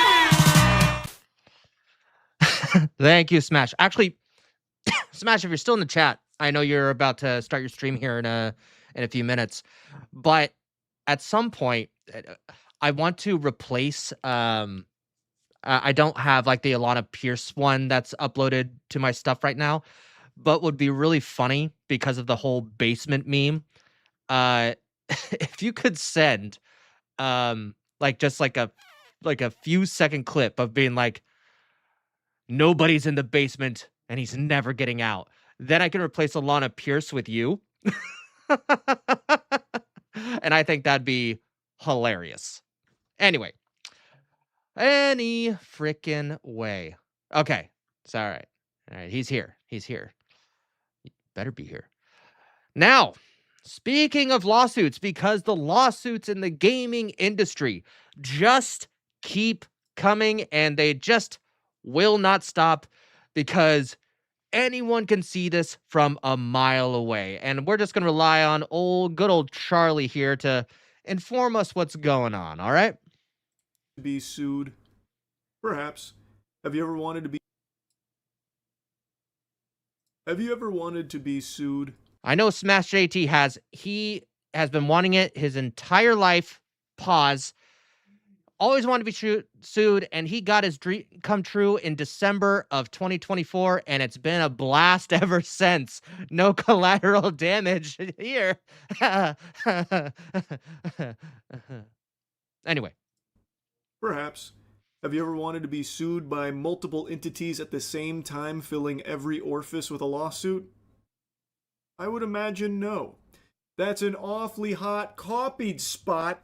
We're talking about Pikmin copying the homework of multiple big titles to like an almost comical degree. Like this would be something that I feel like would be almost satirical from like a game development student in college making this as like a, I don't know, project piece for class, never actually anticipating selling it or anything because they know that they would get fucking biblically smacked down by the companies that they are heavily borrowing from. And borrowing is doing a lot of heavy lifting there. That is loosey-goosey because it is... Now, I'm going to be very clear on something. I have not played Power World. I might be one of the only people on the planet Earth that has not played this game. But we could see how Power World borrowed quite a bit. I would say that it's still fair use, even though they definitely, with some of the characters, it does look like an absolute ripoff. If the game wasn't good, then that's when people would care. But the game ended up being a huge success. So I think that's why a lot of people, I think, give it a big pass. But I don't know a lot about what's going on with this new game in regards to Pocket Pair. But so hopefully Charlie will inform us. Almost one-to-one carbon copy a clone. That's right, I'm talking about Pikmin. Pikmin is a game that came out of nowhere with a trailer that kind of got a lot of eyebrows raised because it is strikingly similar to Power World, Pokemon, Zelda, and even a hint of Overwatch. So Pikmin is being developed by a studio named Pocket Pair, who has a remarkable track record of their first game. Now, the name Pocket Pair might have, made you feel like you'd heard it before, and it's because you're probably getting it confused with the developer of Power World. Their name is... Wait, what? Did I have that confused? It's Pocket Game. What? Hold on. Pocket Pair. Yeah. That's Power World.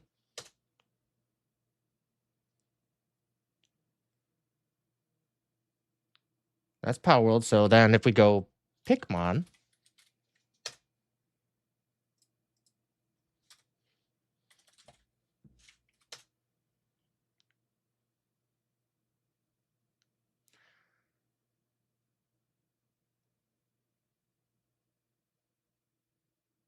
Oh, okay. It is a completely different studio. All right. Very, very interesting. I did not know that looking into this. Okay. We've got a new challenger. Sorry. And sorry, I was being retarded. But hey, the lawsuits are going to be coming. It seems Pocket Pair was very inspired not only by Power World itself, but even the studio's name. They wanted to take inspiration from almost one-to-one. Not only studio name, they also really liked the description that Power World uses on their Steam page because they lifted that bitch almost one-to-one as well. Dive into a vast, uncharted continent filled with ancient civilizations and mysterious creatures called Pikmin. In this multiplayer open-world survival crafter, you'll team up with your Pikmin to fight, farm, and build industrial empires while thwarting a shadowy organization's plot. Wait, is that what's going on, Smash? He flipped the studios around. Sorry, I might be interpreting what you're saying a little differently or wrong. Now let's take a peek at what Power World describes its game as. fight, farm, build, and work alongside mysterious creatures called pals in this completely new multiplayer open-world survival and crafting game. That's pretty close. To me, it sounds like Pikmin, the developers, said, hey, Grok, can you take this description and add a few more words to it, maybe a little buzzwords about fight, farm, and fuck your way to the top or something with our Pikmin? It's pretty close. The DNA is still very much intact. Now, Pikmin is being published by a company called Network Go, whose name, to me, already feels fishy. That sounds like the name of the Wi-Fi at my local coffee shop. Kind of sounds like Pokemon Go. Man, a lot of ancestral things happening here. Like, everything about Pikmin is just so peculiar, and it's apparently a very real game that they're looking to release. And when you watch this trailer, we watched it on stream, when you look at this, you will immediately see that this isn't some kind of Pow World situation where it's very clearly existing in a very similar genre with similar designs to Pokemon, but completely changing the formula to something unique for its own identity. It is actually taking one-to-one elements from these games and then just fucking fisting it into this trailer here haphazardly. It is actually, like, borderline plagiarizing these properties. It's pretty ridiculous. Have you seen the game Pikmin that's copying Pokemon, Pow World, Breath of the Wild, and somehow Overwatch? I haven't watched the trailer, but I heard about it from a buddy Let's of take a mine. look. Let's take a look. Let me check it out. Am I on 2x speed? Whoa. No, that just seemed like it was fucking schmoovin'. Oh, wow. Pikmin! Holy shit. Oh my, hold on. Pikmin! Wait.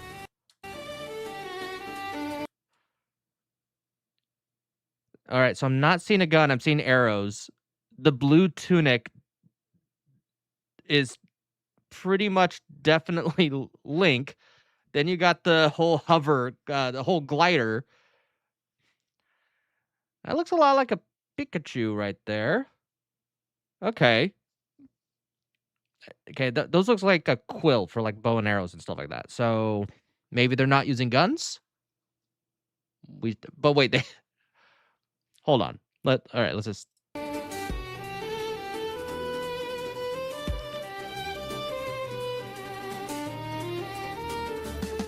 feel like Nintendo's gonna. Man, I've been away from Pokemon for too long. I don't That looks like a Pokemon to me.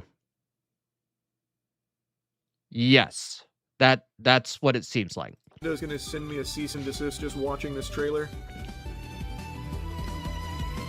There's guns and cards.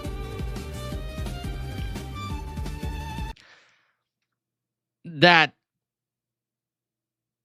strangely looks like Link from Breath of the Wild. Holy shit.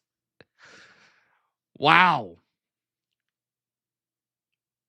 That's pretty shameless. That is pretty shameless character design there. Who's making this? What studio's making this? Pocket Game. Let's see. They don't even have a website. Oh, wow. This is literally just a random Steam dev. This is all they have. A studio with no fear, that's who. True. And look, it looks like that they got the production lines going.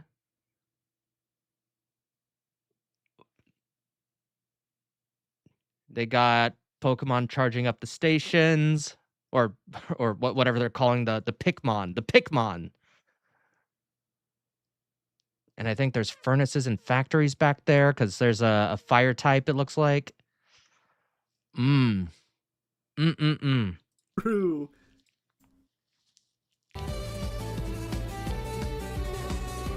That's actually just Lucario, isn't it? Am I on the crack pipe? It's just Lucario wearing some work gloves. Well, Pow World kind of had a similar Lucario as well, right? No, it's clearly not Pikachu. That didn't look like Pikachu at all. He had like a mullet. That's actually okay. Not gonna lie, that's clever. Look at this. He had like a mullet. Now, do you remember, like, specifically with the Nintendo lawsuit, how they're like, no, you can't catch, monsters with balls? Cards is a clever workaround. That's actually pretty smart because then you don't have Pokeballs. You're deck building. That's kind of smart.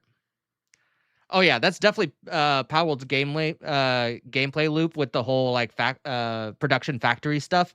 But remember, I haven't played Power World. I've just seen all the news behind it in the last year and a half, 2 years now, maybe even longer.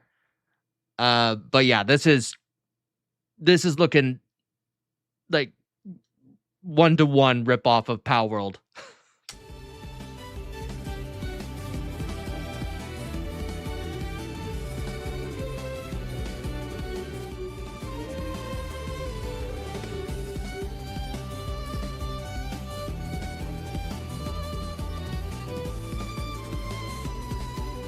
Wow. Yeah, a lot of these yeah, they really stole direct.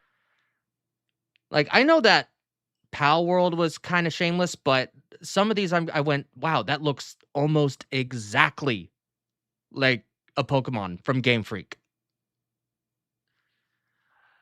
Yeah, lawsuits incoming. Lawsuits incoming. Cease and desist incoming real quick. From Power World and Pokemon. Huh. That is shameless. And that's just Roadhog. That is just source filmmaker Roadhog. Wow. What is it? Again, I haven't played Pokemon forever, so let's...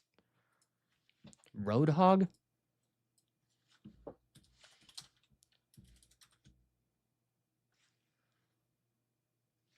Oh, wow.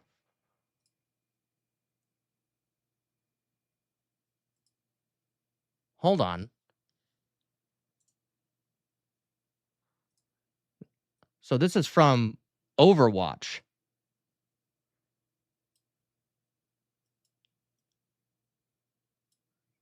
Um...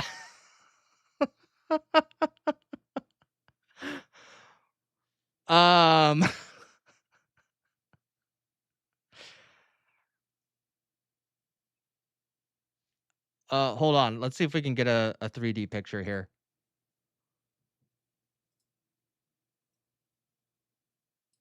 Oh, okay. That's a little too small. Sorry, guys. Oh, here we go.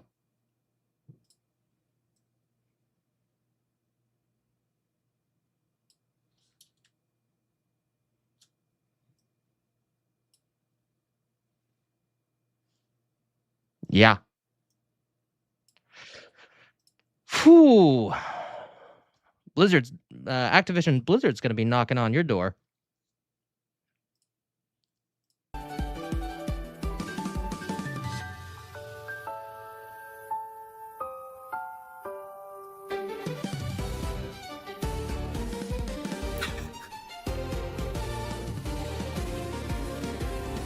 Yeah, wait, am I right there? Like a deck? Wait, is this also copying Yu-Gi-Oh?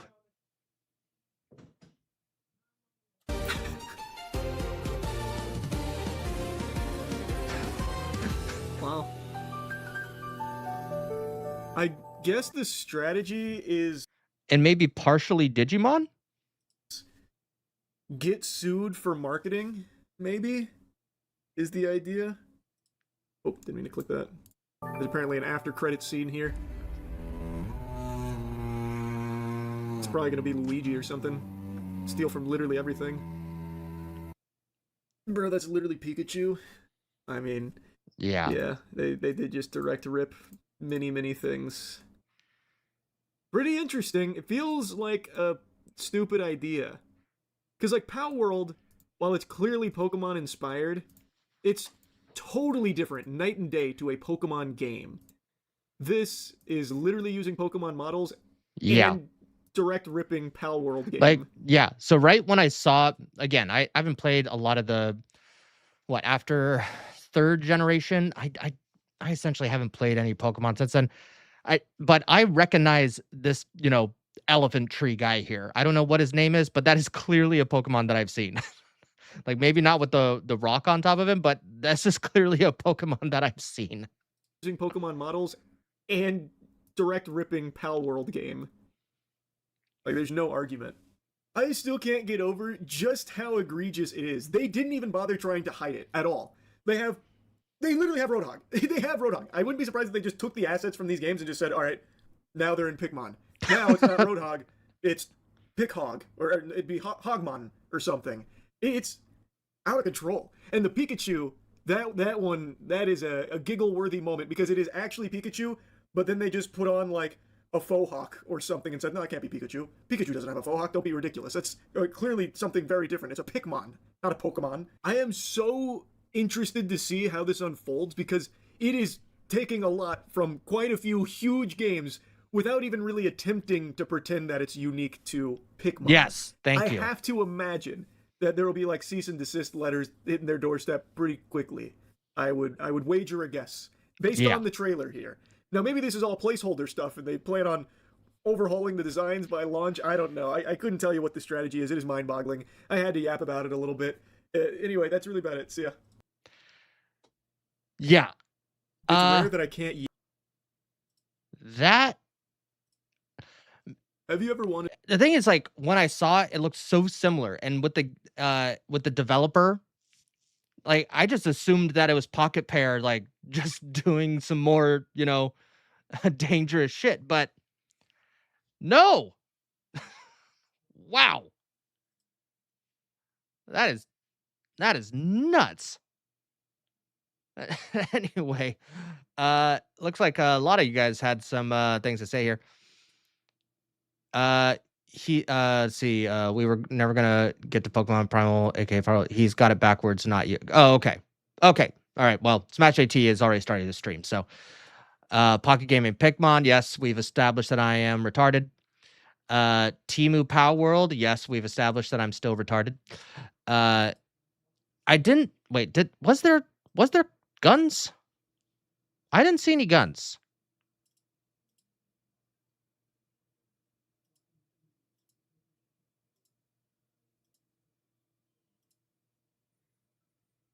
Yeah, I didn't see any guns. Unless I missed it. I mean, a lot of similarities. I saw the bow, but I didn't see any guns. I'll look at it a little later. Okay.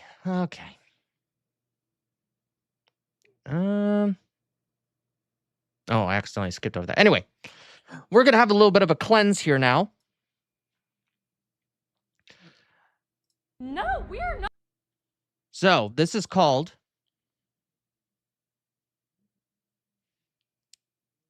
When Asking Her for a Three-Way Backfires. No, we are not having a three-way. Why not? I think it spiced things up to add someone else to the conversation. The only person you're having a conversation with is my therapist. Oh my god. I'm guessing you're Maddie's boyfriend? And I'm guessing... I love this channel. I love this channel so much. Definitely. If you guys haven't... damn it. If you guys haven't seen this channel before, it's freaking hilarious. There you go. You're one of those couples therapists who always takes the girl's side. Yeah, that's what your girlfriend thinks at least. But what I really am is the therapist that's going to help you score a three-way. What? I'd say that's a pretty damn good therapist. Why would you do that? Because I'm a guy too, dipshit. All of us have one goal in life, to score a three-way. And I'd be honored to help a fellow brother achieve that feat. If you actually want this three-way to happen, I'm doing all of the talking from here on out. You tell me what you're thinking, and I'll translate it into something that sounds romantic to a woman when I'm in my sessions with her.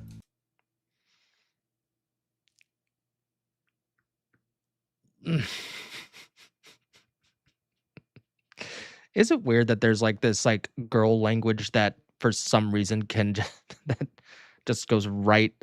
If a man says it in the right way, it just seems convincing. I do not have that silver tongue. Well, to start, I'm just bored of the bitch. I mean, why do you think I suggested a three-way? I just feel like he's bored with me. Why else would he suggest a three-way? No, girl, he told me that he thought you were thrilling and that this idea was his way of keeping up with you. Really? Honestly, I just want to rail The language is just hilarious. one of her fine-ass friends. I don't care if she's there or not. The only people that really matter are me, my nut, and I. He told me he wouldn't even be into the idea of a three-way if you weren't involved. He just wants you to pick someone you trust so they can help him satisfy you. Maybe my best friend Bertha. Oh, hell no. Anybody but Big Bertha. I said I wanted a threesome, not someone who weighs 300 something. Oh, man.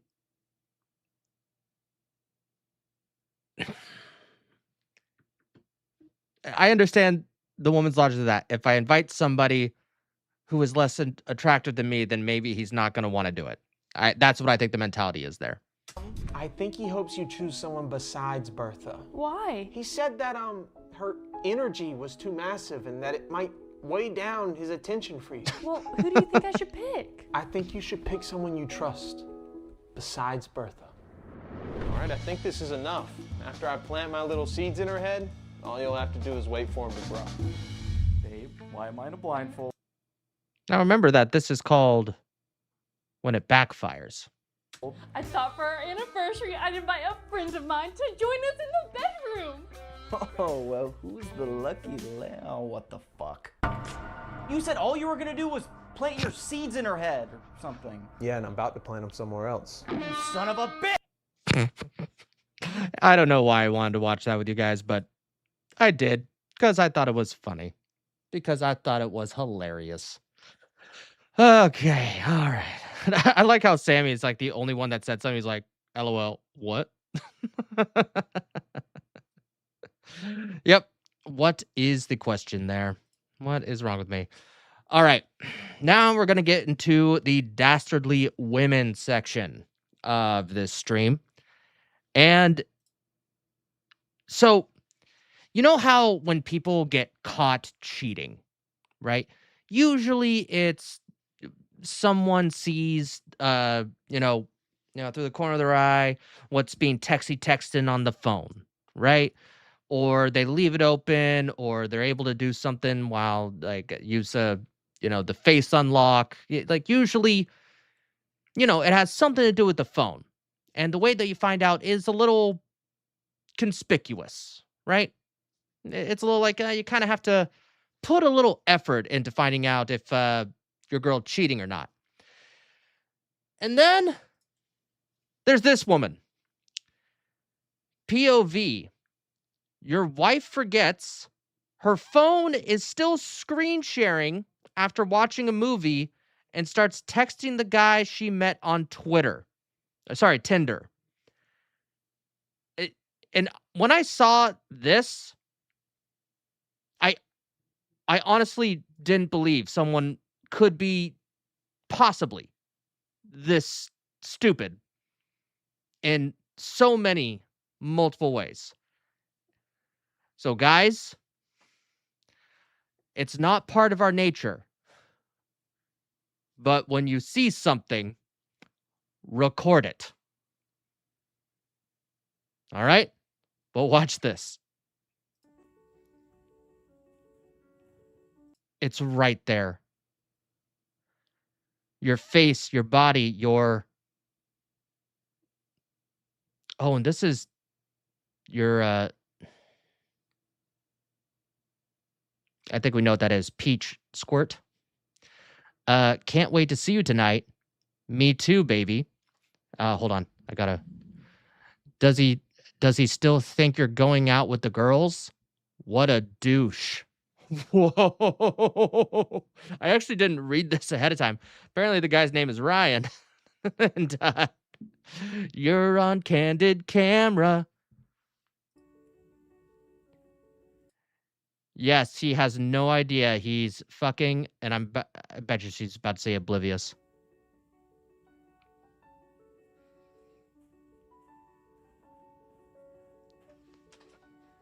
What you doing? Just texting Rachel. Yeah, what's Rachel doing? And dude, how casually she's just lying. Like, she does sound incredibly believable. And as the dude,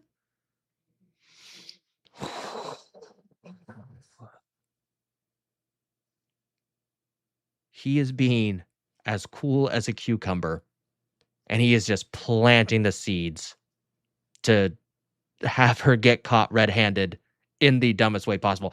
Honestly, if I were in his position, I'd kind of be sitting there like, I don't know if I'm more upset that she's cheating on me or that she's this dumb. Have I made bad choices in life? Should I call my dad and go fishing? Like, those are the thoughts I would have in my brain. She's just texting me about the kids. Yeah. So, you still planning on going out with the girls tonight? He's just setting her up. Just setting her up. He's like, oh no, I'm gonna really make this hurt. Where you guys gonna go? I think we're gonna go over to the tower. Oh yeah. All right. Well, how late you guys gonna be out? Probably until like It's still up. Oh yeah. 11 tonight. Yeah, that's what I'm. Oh my gosh, like, this is horrible of her to do, clearly, but there's a part of me that just goes, oh honey, you don't know what's coming. Why? Did you see that? Wow, what? Man, dudes will just plow anything, won't they?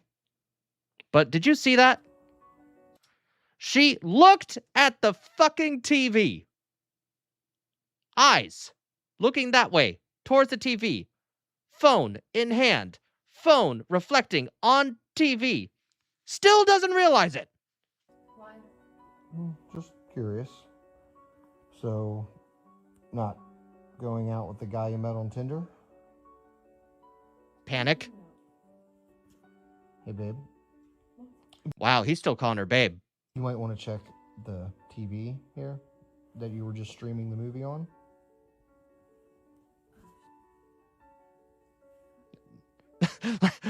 Like, hiding the evidence now is going to be like, of course he didn't see it.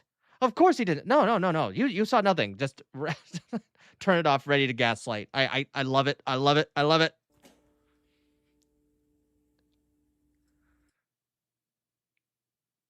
And that is the face of my thumbnail.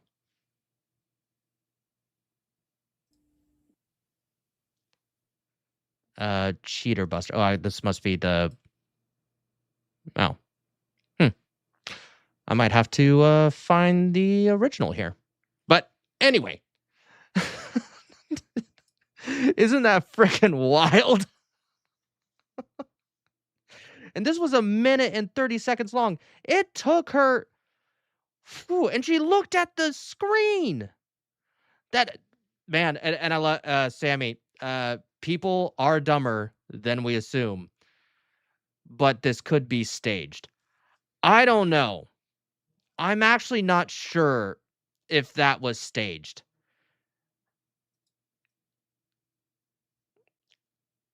Yeah, I don't think it was staged.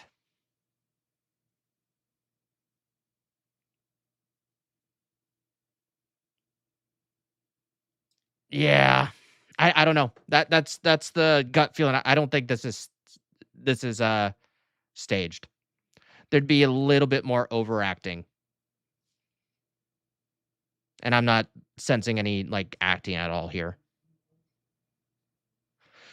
But with that being said, let us move on.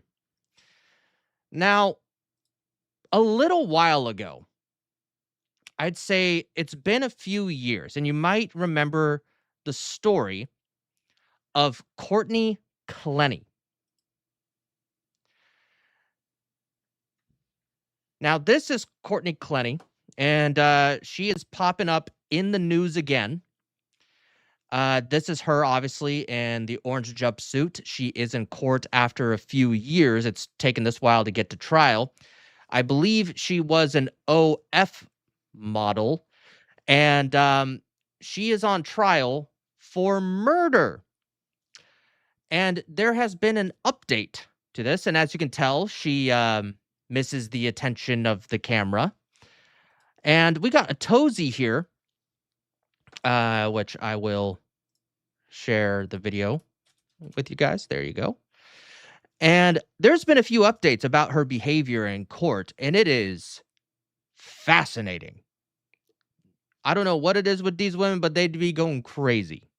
This TikToker is facing life in prison for ending her boyfriend's life, but I guess she's also blowing kisses in court. Welcome back to another episode of what in the world is going on with these darn influencers, because for some reason, a whole bunch of them just can't act right. So, okay, because they got money very early on without any preparation for real life, and because they have that habitual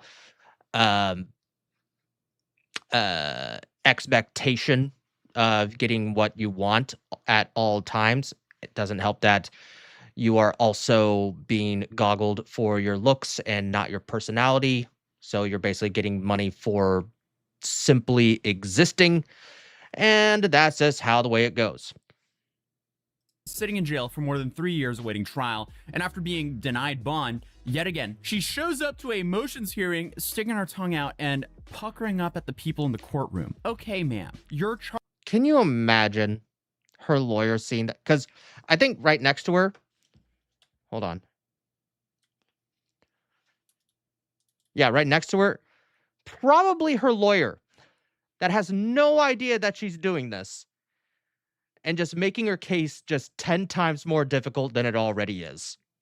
Okay, ma'am, you're charged with second-degree murder. You're about to stand trial this spring. Why are you acting like this? Oh, this spring? Because if you're claiming self-defense and your entire future depends on a jury believing you were terrified and had no other choice, why are you blowing kisses like this is some sort of like red carpet event? Like, hello? And also, like, I know a lot of you guys are probably lost here, but the story starts in April 2022 because police were then called to a luxury apartment building in Miami. And inside the apartment, they found a 27-year-old Christian Toby Abumseli, no longer responsive. Courtney here took his life. Yeah. And I remember seeing the video back then, and I just go, how? But apparently she was just very clever and devious. With a knife. And she's claiming self-defense. And Courtney Clenney, she's a TikToker, Instagram model, and OF girl. And yeah, she has I knew it. OF. millions of followers, and she's known online as Courtney Taylor. But by the time first responders arrived, Toby was bleeding heavily and would later lose his life to those injuries. In the next room, paramedics are trying to help Christian. Sit down, sit down, sit down. Do me a favor, sit down. Do not Why move. are you yelling at me? Do not move. Why are you yelling at me? Do not move, sit down. Okay. Oh my god, oh my god. Courtney is begging to see him, but police explain she cannot go back inside because the apartment is considered a crime scene. I'm covered in his blood because I'm trying to save him. I understand that. I'm trying to save him. I understand that. And if I don't... Trying to save him, I'm trying to save him. If I don't, you'll can't, then what will I do with my... I need him, he's like my other half. And Courtney didn't deny what happened. She acknowledged that she ended his life, but said that she was acting in self-defense. She told investigators that Toby had pushed her and thrown her to the floor, then claimed that she grabbed a knife and threw it at him from about 10 feet away. And that's the version of events her defense has stood by. But it's safe to say the medical examiner's stories complicated that story. Oh, I bet it did. The autopsy concluded that the county medical examiner said in an autopsy report that Abumseli, who worked in cryptocurrency, died from a forceful downward thrust from a blade that went 3 inches into his chest, piercing a major artery. And she's saying that she threw it about 10 feet away. You would have to be an expert knife thrower, in order to do something like that. That is, I do not believe her, sir. I do not believe her. Selly, he passed away from a forceful downward thrust from a blade that went 3 inches into his chest, which, was piercing a major artery. And investigators essentially say that the fatal wound could not have been caused by a knife thrown from that distance. And that's the detail which has people questioning everything about her story. Because thrown knife versus downward plunge? That's the question. And this has been the biggest point of tension for the entire case. But she wasn't arrested that day or even the next day. In fact, she wasn't taken into custody until 4 months later. And yeah, I remember this. Yeah, apparently it's like, hey, I'm the one that stabbed him. She confesses to it. And then she was just let go. That was the crazy thing about it. Like, this would never, well, okay, it probably has. But the chances of this happening to a dude, no. He would be labeled a danger to society and rightfully in jail that day. No bail. like apparently there was no bail and they just let her go, if I remember correctly. August of 2022, because then she was arrested in Hawaii at a rehab facility, and she was then extradited back to Florida to face a charge of second-degree murder. And at the time of her arrest, Miami-Dade State Attorney Catherine Fernandez-Rundle described the incident as coming from a tempestuous and combative relationship that began in November of 2020. And that relationship had already drawn attention long before Toby lost his life, because the couple had previously lived in Austin, Texas. And there, a former neighbor said that their fights were so frequent and intense that according to reporting at the time, police were called to their residence multiple times. So after moving... Clenney and Uvasami previously lived in a penthouse at the Berkshire Riverview in South Austin, where a neighbor who lived below them told Fox 7 Austin that their fights got so bad that they quite literally spilled over into his apartment, such as when a tiger painting was thrown onto his 10th floor balcony during a violent dispute. Jesus Christ. Pray for the dead.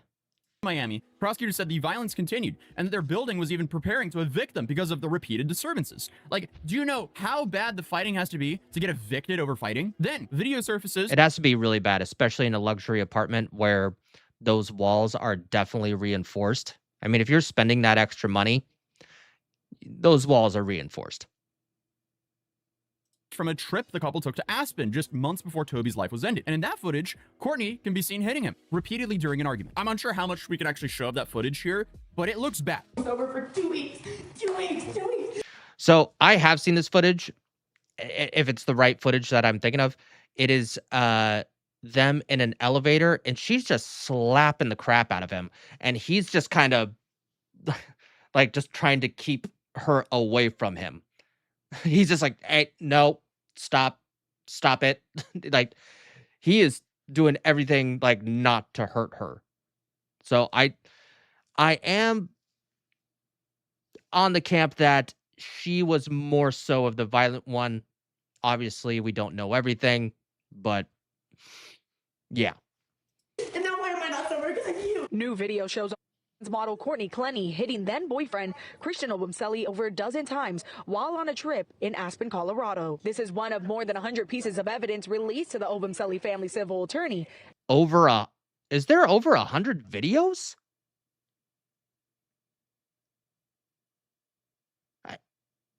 I grew up with not the nicest stepdad, so I do understand why people don't leave. But dude, if you were a crypto guy and you have plenty of money for a luxury apartment, there's different women out there. Let her go. Costs you your life in this instance, dude. I mean, not to victim blame here, but it's like, bro. Oh, man, this is what happens when you think with your dick too much. As part of the investigation. In that video, you can see Courtney acting erratically. You can see her hitting Christian multiple times, which unfortunately is consistent with her behavior throughout this entire case. But her attorney later described the relationship as toxic and said that evidence exists that Obumseli physically abused Courtney on prior occasions, and on April 3rd, 2022, Courtney was forced to defend herself from Obumseli's physical. Look, obviously it was a toxic relationship. I really hate using that language because out of all the other things that comes with saying toxic, especially when you just hear toxic masculinity more so than you hear toxic femininity. So I do kind of approve of toxic relationship more so, but I still don't like saying it. attack. Well, I mean, it's hard to say because we weren't there and we don't have camera footage of what happened. But to me, it looks like there's also evidence that Courtney did this back to Toby. So from the beginning, this case has not been simple whatsoever. On one side, yeah. But one thing is that should be let known: a majority of domestic disputes are mutual combat. But interesting thing, 70 to 80% of those same-sex fights that end up in mutual combat, the woman starts. Woman hits first. Just saying. You have a woman claiming self-defense in what she describes as an abusive relationship. On the other side, you have forensic evidence that prosecutors argue does not match up to her story. And as this case has moved forward, it's only become more and more complicated because it wasn't just Courtney who ended up facing charges, her parents did as well. Well, that definitely doesn't make her look good. And Kim and Deborah Clenney were taken into custody in Texas on out-of-state felony charges connected to the case because according to the arrest warrant affidavit, Kim, Deborah, and Courtney were charged with one count of unauthorized access of a computer system, or electronic device belonging to Christian Obumseli. Because investigators believe that Obumseli's laptop had been taken from the Miami apartment after his passing and accessed without permission. And the Oh, shit. So she could have her and her parents could have possibly deleted evidence. That's wild. That does not look good whatsoever. Why is she acting that way? Going to court, sticking her tongue out, smiling. No, you go in there and you shut the fuck up and you make no facial expressions. The jury will take that into consideration. And if she isn't having a jury trial, the judge will as well.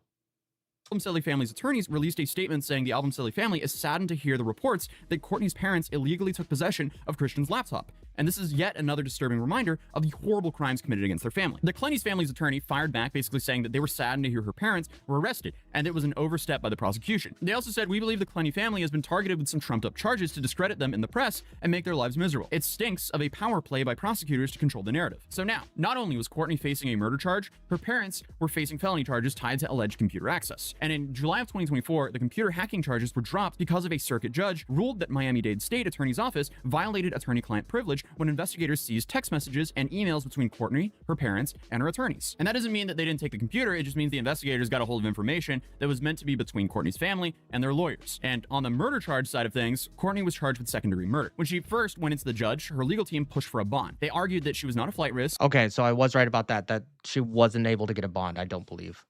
And that she should be allowed to await trial outside of jail. But the judge disagreed. She was denied bond and she's been behind bars ever since. Over the next Good on that judge. Good on that judge. Too many bitches get out. I'm sorry. Too many bitches get a little bit of a lighter treatment a lot of times. So all I'm saying is I'm all about equality. That's all I'm saying. Next few months, though, more evidence started coming out. And through all this, through the public hearings, the public statements, the video evidence, the parents' arrest, Courtney Clenney, she remained in jail. And by the time 2025 rolled around, Courtney Clenney had been in jail for more than 3 years. So her defense team tried again. In December, she was back in court asking the judge to reconsider bond. Her attorneys argued that she didn't have the money she once did. They said that she wasn't a flight risk and that she didn't pose a danger to the community. They told the court that if she was to be released, she would go back to Texas and live with her parents and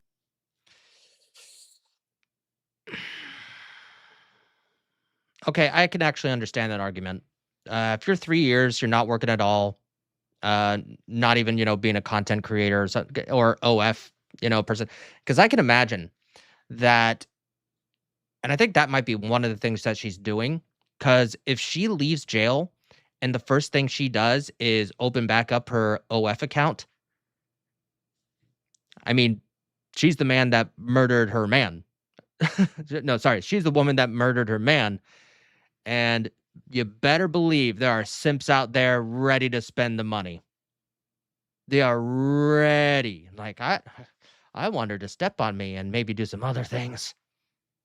BK. And prosecutors argued that the evidence presented by the defense did not change the situation and that Clenney should not be considered for bond. The judge also agreed with the state and bond was denied yet again, which means, she has to wait in jail until her trial. But now here is the weird thing that I do.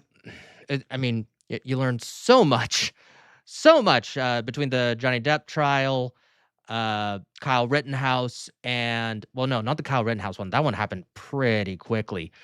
But like the Smash JT lawsuit, like like I was paying attention to it, but then I was in it. And it baffles me.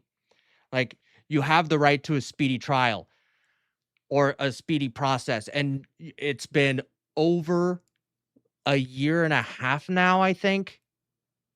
And next month is the anniversary, I think, of me being in it for a year. Like, holy shit, time flies. And it's still not over. They're still doing jurisdictional discovery. I mean, granted, that didn't really start till like what, November or December of last year, I think. But it's taken forever to get to this point. And hopefully the whole case is going to be dismissed. Hopefully. But even though obviously allegedly she murdered her boyfriend, waiting for your trial for 3 fucking years is insane. I do not understand why it takes so long. Because, I mean, absolutely right. When you are not working, like if you were put in jail awaiting trial, then have the speedy trial, because every single day that you're in there, you're not making money to actually fund your defense. I mean, it could be that her parents are funding things, or I don't know, she might have a GoFundMe or some other shit like that. But as far as I can tell, I mean, they just said that she had no money to even, leave the country. So I don't know. That's the one thing about our justice system that I wish would be fixed, is actually having a speedy trial. Whether you're the defendant or the plaintiff, whether you're guilty or not guilty, we need a speedy trial. The December hearing did actually lead to a trial date. So the judge set the trial to begin on April 27, 2026. And prosecutors said they believe the case would take less than 2 weeks to present. So after years of legal back and forth, after motions, hearings, and privilege disputes, and public statements, this case finally has a clock on it. Spring of 2026. And I mean, honestly, the stakes could not be higher, because if convicted, she could face life in prison. Her defense is still centered around the self-defense, but they also have pushed for the case to be considered manslaughter instead of second-degree murder. And the prosecution maintains that the evidence shows an intentional act, pointing again to the autopsy finding of a forceful downward thrust. And yeah, I'm sorry. I just do not believe that 10 feet and throwing a knife. Again, I mean, I don't think we saw a picture of the knife. Eddie says, I don't know if it was a kitchen knife or a butterfly knife. Like, I don't know. But man, it takes a lot of force 10 feet away for a woman who is not a professional knife thrower to hit him directly in an artery. I'm sorry. It's just not believable. That couldn't have just been made from a knife being thrown from 10 feet away. And I guess at this time, a jury will eventually decide, was this self-defense during a violent domestic dispute, or was it all intentional? And then, just as trial season was approaching, she walked into court last week and went viral once again, because this court appearance was for, I guess, her motions hearing ahead of the trial. So this wasn't her trial itself. This was one of those hearings where lawyers argue about what evidence the jury will and won't see. Yeah. And before the proceedings even began, she started making faces at the people in the courtroom. And according to reporting from the hearing, Clenney was seen sticking out her tongue and puckering like she wanted someone's kiss. Like, again, ma'am, your life is on the line here. Why are you acting like this? But she's been in jail for more than 3 years. She's facing second-degree murder charges, and, she could spend the rest of her life in prison. And this is what she's deciding to do. So, yeah. But her defense team tried to strike down one of the prosecutor's expert witnesses, Dr. Michael Brandon, because apparently the issue is that Brandon had sued the defense proposed expert, Dr. Lenore Walker, for defamation more than 20 years ago. And the case was settled with an agreement that they would not personally malign with each other. And Walker testified that it would make her uncomfortable to remain involved if Brandon stayed in the case. Basically, the defense and the prosecution's star witnesses are fighting on top of everything else happening here. So, that makes this case even more interesting. But you don't hear that every day. Oh, your medical expert, my medical expert don't want to talk to each other. Like, all right, weird.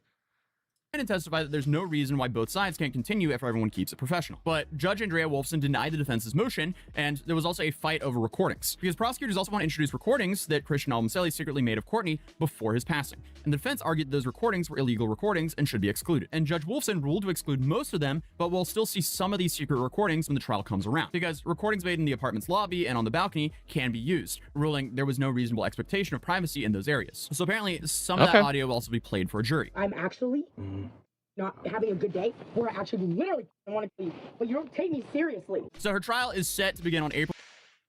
Yeah, I mean, it doesn't look good, but even with that, man, I swear to God, I want to kill you. You make me crazy. Like, I can see the defense going, like, look, obviously that's something that you would say, to your spouse or even your child if you're kind of angry, and obviously you're not going to do it. We've all done it.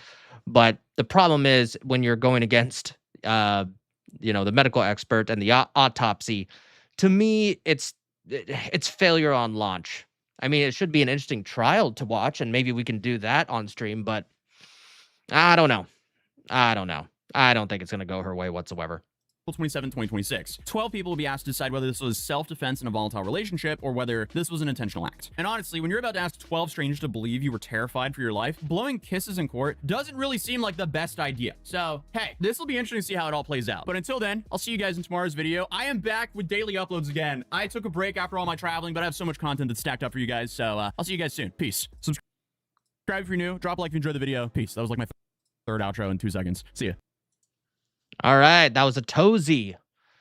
I don't know if I already dropped his link, but we're going to do it again. All right, with that being said. Wait, hold on. Oh, okay, we're good. All righty then, let's see here. Let's see, Sammy, it's like potentially criminal, was covering her trial. So it wasn't a trial, it was obviously a motion thing. But yeah, it wouldn't surprise me if he covered it. Moo Steaks, she was the one acting stupid to the cops in the motel lobby. I don't know. Honestly, that'd be a defense that I think anyone could use. It's like, oh no, I was trying to save his life. I mean, if she was smart, I mean, she could have said that she walked in on someone killing him, but I don't know if that would have fly because they're in a luxury apartment with a ton of cameras. So, yeah, I guess self-defense was her only way, but unfortunately, the autopsy I don't think is going to go in her favor. So, it is what it is. Moose Steaks. Certainly healthier to stay alone than involved in a dirt relationship, all codependent, no true value. Yeah, you're safer either way being alone. God, it's hard to find non-crazy bitches nowadays, guys. It's the only thing I want. It's the only thing I want. Now, you may have heard of the Whatever podcast, and as you know, they have had plenty of wild guests, people walking out, heated debates. So you probably know of the host, Brian Atlas. And you probably know of his, frequent guest, Andrew Wilson. Now, Andrew Wilson, he's an intense guy. A great debater. Yes, you could say that he's kind of an asshole when he debates, but he does make good points. There's things I agree with him with. There's things that I don't agree with him with. But what I will say is that even if I don't agree with him, I do understand that he is sincere in his beliefs. And even if I don't agree with it, I understand where he's coming from because he's very articulate in that way. And something crazy happened with a woman that didn't even go on the show, it seems like. So we're going to be reacting to the Dadvocate right here. Absolutely love her. Found her on Facebook years ago. Just a doll. She doesn't too fit around just because she defends men a lot of times. Just mainly because that's kind of the trend of like women hating on men. She goes, okay, this is kind of ridiculous. And the thing is, she'll put any gender in their place if people are acting stupid. But she is definitely a Dadvocate. That is her YouTube name and creator handle. She's absolutely fantastic, and I highly suggest anyone to go and check her channel out. She is a BAMF. But let's see, what was her name again? Her name is not her, but the person who is about to say the really bad thing, Tilly Middlehurst. What she says is insane. And so we're watching a reaction of a reaction. Andrew Wilson and Brian Atlas of the Whatever podcast are looking into suing Tilly Middlehurst for defamation after she just publicly called Andrew Wilson a rapist on her platform. Let's get right into it. If you don't know who any of these people Yes. Just coming in hot. Did she have any evidence of this? No. are, Andrew Wilson is the host of a podcast called The Crucible and is also a regular guest on the Whatever podcast, where he is more widely known for being the bad smoky man who yells at drunk OnlyFans girls and then the pickle incident. All right, bro, I can't do it. Here. All right. I'm supposed to open the pickle jar? Yeah. Really immature. It's all fucking slick now. It's a little, See, it is. I gotta grip it. Uh-oh, Andrew. If you can't open it either. Uh-oh. I can't grip the fucker. Uh-oh. Like, I gotta have a way to grip it. Yeah, I know. Should we have Jake try? You'll see the same thing. Try it. Nah, you fucker. Brian Atlas is the host of the Whatever podcast, and I doubt you have lived your life online without seeing at least a few clips from his show. And finally, everyone has. If someone ever claims that they haven't seen a clip from his show, they are liars. Or they're Amish. Tilly Middlehurst is a Cambridge graduate debate bro who actually once famously debated Charlie Kirk. Now, I'm not a huge fangirl of any of these people or their shows, but I have to admit that both Andrew Wilson and Tilly Middlehurst are really great debaters. And until recently, I actually did have quite a bit of respect for Tilly because she seems to be very articulated, restrained, and unemotional, even during some of the most challenging debate topics. However, she just up so bad. Let me just show you the clip. Tilly Middlehurst is on the left, and in this live stream, she is talking to another debate bro who goes by Not So Erudite. He's a rapist. Andrew Wilson's a rapist. I saw you did you do? Yeah. Just straight up says it. Straight up. You sit with Andrew Wilson. That's one thing I would disagree with you doing, which is interesting. Like maybe that's where the debate will happen. Yeah. Oh, interesting. I just worry immediately for your safety in that moment because of the fact that he's a rapist. Andrew Wilson's a rapist. Does she say why? No. Any evidence? No. She's, as far as I can tell, never been in the same room as him. And we'll find out later in the video, but when you hear her justification, it is insane. I mean, he's admitted on live streams before on his podcast that he doesn't really believe in what he understands the modern version of consent to look like, and so apparently that makes him a farmer of grapes because of the modern definition of the word consent. And she is literally proving his point live. Entire career is upon a foundational premise that you get clicks by bullying underage girls or women who are underqualified to speak about political problems. And none of those girls are underage that go there. They're all 18 or over. So I don't know what the fuck she's talking about. I'm not saying that that's you. I actually don't think that that is you at all. And I think that he went out on a limb when he debated you because that's not usually the type of person that he would engage with. But like, I think that that's for the men. I think Andrew Wilson is for the men to tackle because his audience are so. I mean, I've probably watched 20 hours or more of his podcast, and I've been approached before to come on Whatever, and I just said no because I don't. Now listen to this reasoning. Think there's any winning.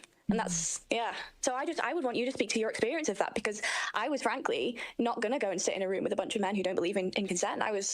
That is not what he said.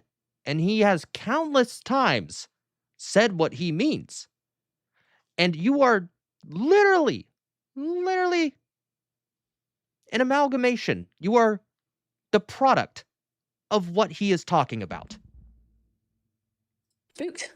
Yeah, it feels, correct me if I'm wrong, it feels like a commentary on platforming in general. And I have very mixed thoughts about platforming, and maybe you disagree. Maybe it is not a platforming. And so correct me, am I misunderstanding you and saying it feels maybe a little. Okay. Maybe a little, because I'm not big on the argument of you platforming, you're legitimizing these ideas. I think that that's actually a really complex and nuanced topic that people slap a big thought-terminating cliche on. You're legitimizing, you're doing this. I was genuinely just worried that a woman was engaging in the debate. I think that in this instance, when it comes to men like this, it should be a man who engages in that particular debate. And also what that hold on.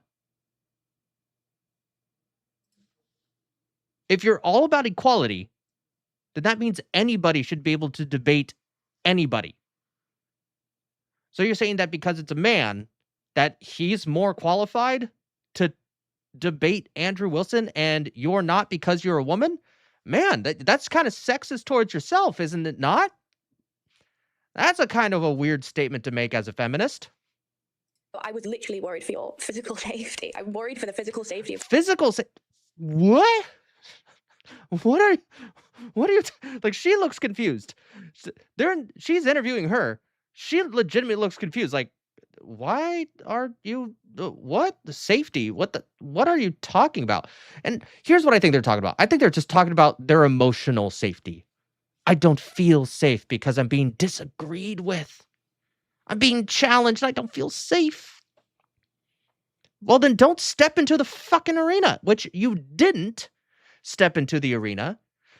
But then you're making accusations based on nothing. So you stepped into a very different arena because you were too dumb to realize what you were saying. the women who go in person to these podcast environments. I've heard horror stories of them forcing you to film for 8-9 hours and then promising you Forcing. I'm sorry. There's been plenty of women on camera who got fed up and left. You are not forced to do anything at all. So I do not understand what she is saying. I think she's literally making shit up because she doesn't like them. reimbursement, but then they're dragging out the debate until they get until they're satisfied, and only then will they reimburse you. And people have been stranded out in the desert. What do you mean dragging out the debate? It's a conversation. Sometimes they stay on a topic for a while, but they do switch topics. And when Andrew's on, like, Brian's usually the moderator. And he's like, hey, you know, yes, they had their time. Now it's this person's time. He's actually a really good moderator, even though he agrees majority with Andrew Wilson. Trying to get back home because of I've heard horror stories from so many women. Obviously, I'm not going to put them on blast here, but women who've spoken to me personally about their experiences, and none of them have been good. So I disagreed with you going because I was just thinking, Disagreed with her going? She looks older than you. Disagreed? Why? what is she doing? Nothing to do with platforming, you know? Yeah. And then didn't give a... Is that a reason? Platforming. What? So I suppose in my experience, I have a pretty decent working relationship with Brian Atlas, the host. He repaid me, so we negotiated ahead of time that he was going to pay for travel and stay, and he reimbursed me within 24 hours. So I had no reimbursement issues. Afterwards, he offered to take me out for food. He got food on set, but I've definitely never felt for even a second physically under threat from. Now, I don't know if her intention is to call her out. I think she's just being like, wow, I don't know what you're hearing, but this was my experience and it's been nothing but professional. So this sounds more so like of an invitation. Like, do you have any other information here, or are you talking bullshit? Because I can imagine, like, as a woman, you hear this like weird, like, huge thing. I'd be kind of curious if there's any evidence of that or any other talks whatsoever, but I think she's literally just making it up.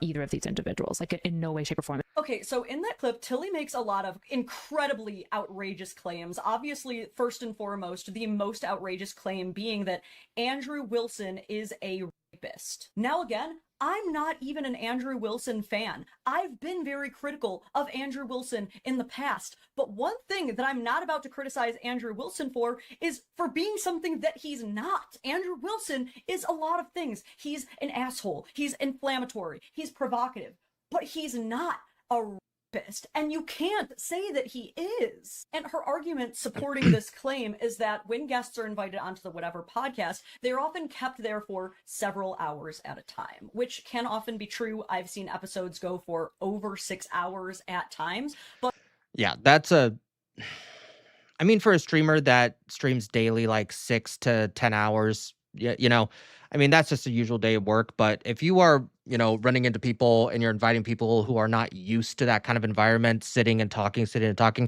I can understand how it can get a little, you know, mind numbing. But that's a debate. You can leave any time. You are answered questions. You're asked questions. You answer them. Maybe you have a position you want to defend. You're able to do that. And honestly, it's a format that works. There's a reason that Just Pearly things used it. There's a reason why Fresh and Fit, were using it until they got obliterated off of YouTube their demonetization was turned off, which is still kind of weird. It's like, oh no, you're demonetized, but you can still upload.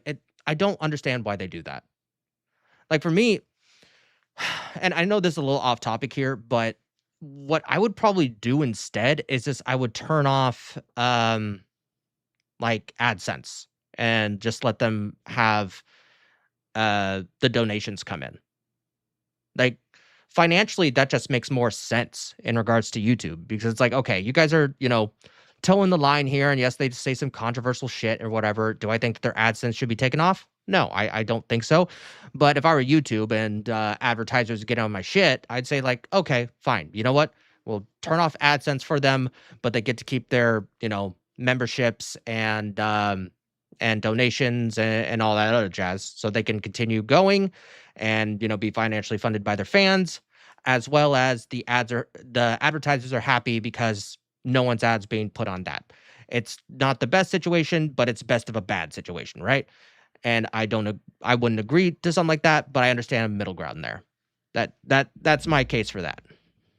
When you think about it, that is really just a standard working shift for most people working regular jobs that are awaiting reimbursement. Working for over 6 hours consensually is not SA. She additionally states that she worries for guests' safety. The Whatever Podcast channel has been posting since 2013. So that is well over a decade of posting. Yeah. And every single guest has left physically unscathed. I think the only thing that has ever happened physically on the Whatever Podcast is that one of the security guys has had to escort a woman out for being a little belligerent. I think that's only happened a handful of times. So yeah, this woman definitely was making shit up. Maybe a little bit embarrassed, maybe a little bit shaken up from not being able to debate or defend themselves properly, but no one has ever been actually physically or actually harmed. And finally, she claims that guests who are invited onto the Whatever Podcast are left abandoned in the desert. The Whatever Podcast is filmed in Santa Barbara, California. This is a place... Man, it's quite the desert, guys. Holy shit, man. I don't know how these women survived. With a beautiful coastal temperate... Oh my God, guys. It's like a prison.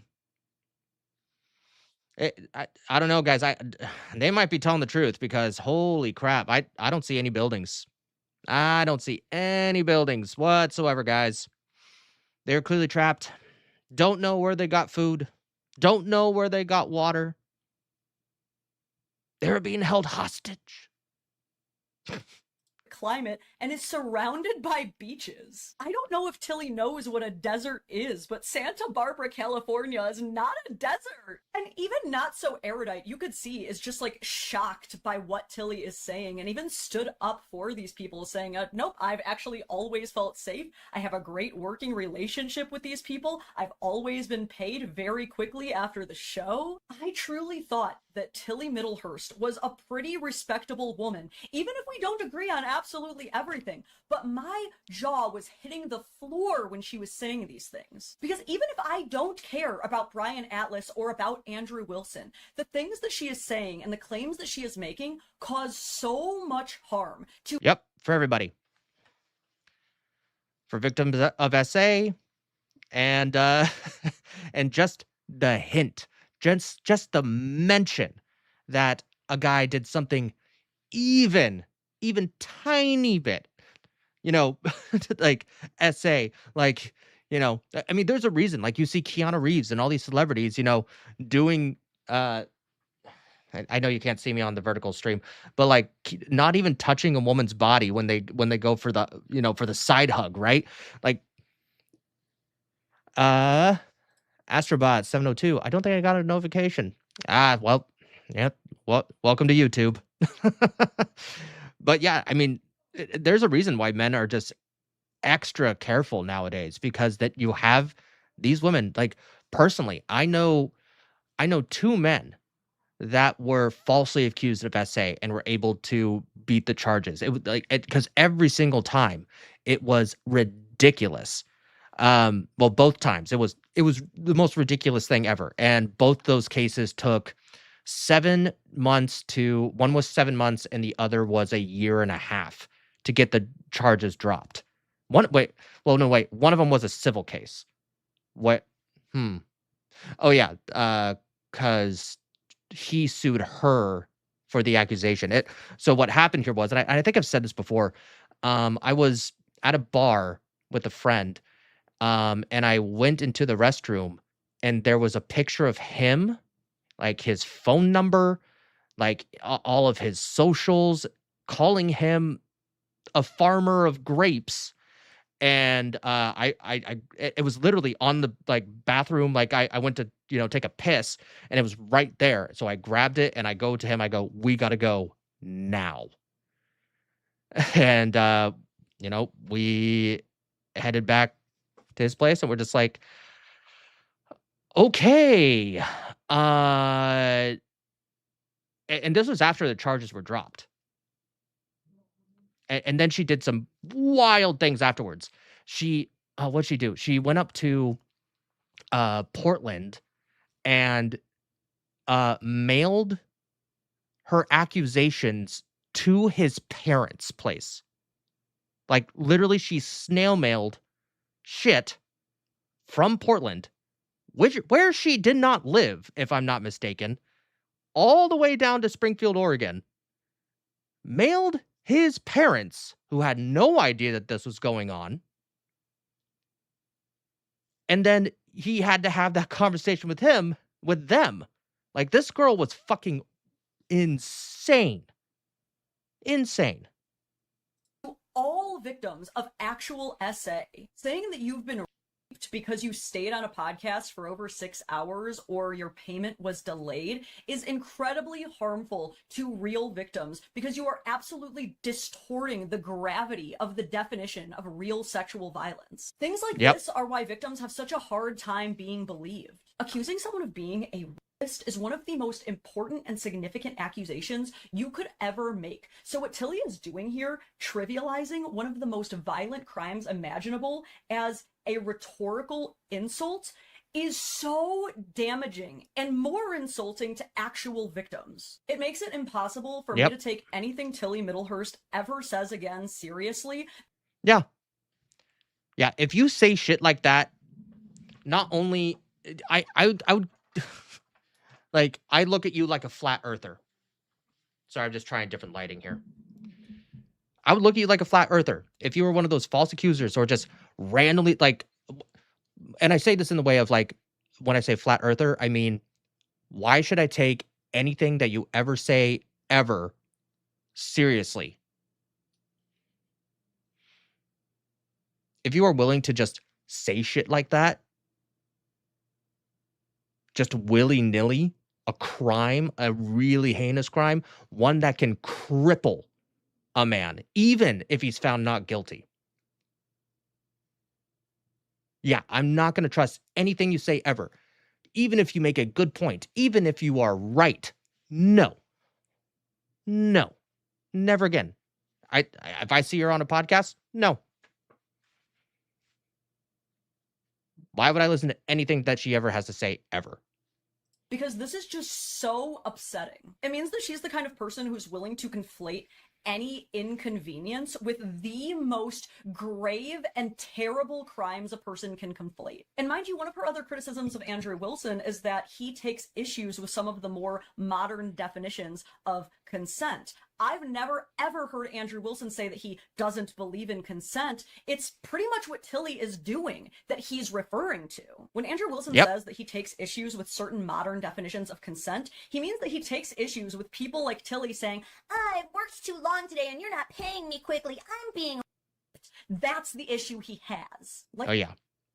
And believe it or not, women have claimed it for less. And we're going to get to a story on that later.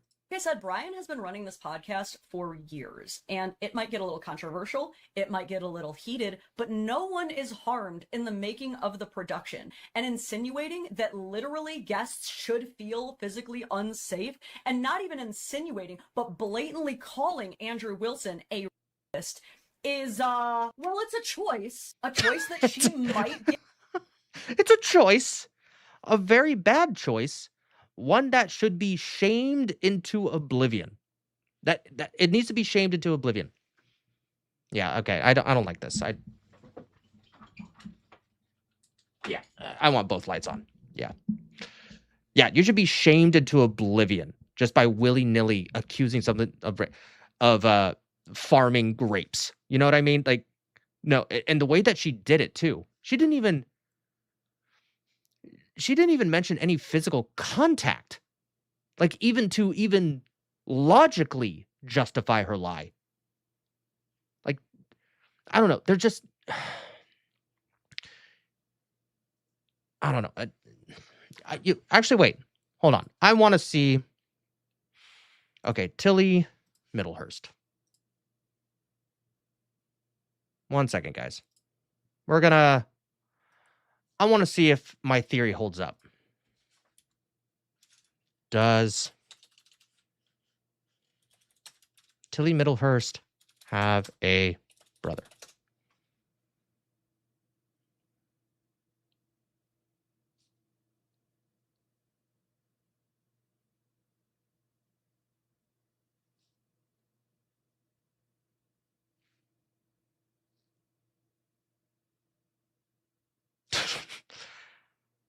There's no public information. I am just going to safely assume that she does not have a brother.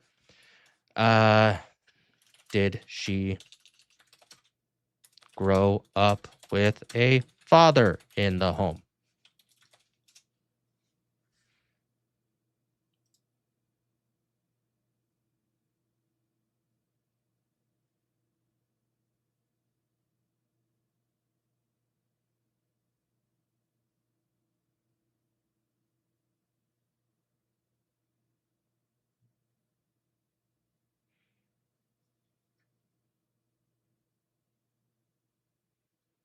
Grew up with a father in the home as part of a two-parent household. All right. Well, man, that father failed.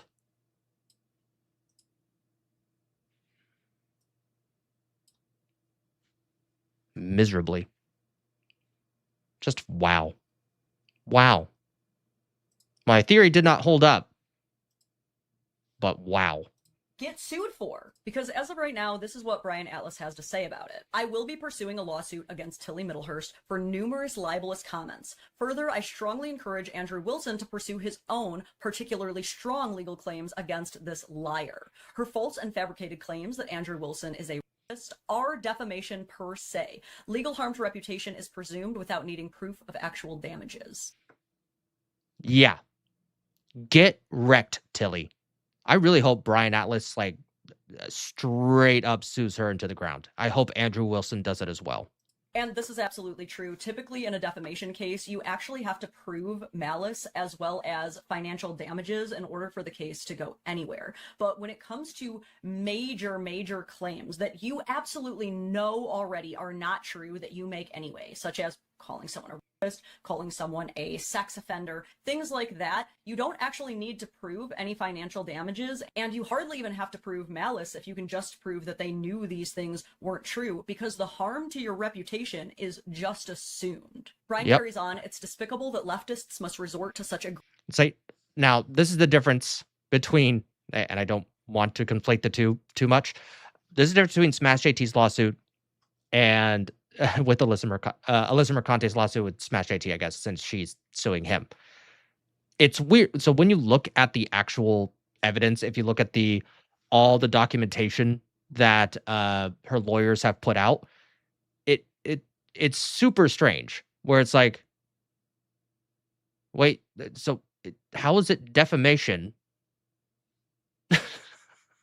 How's it defamation if you said these things? like, where am I wrong?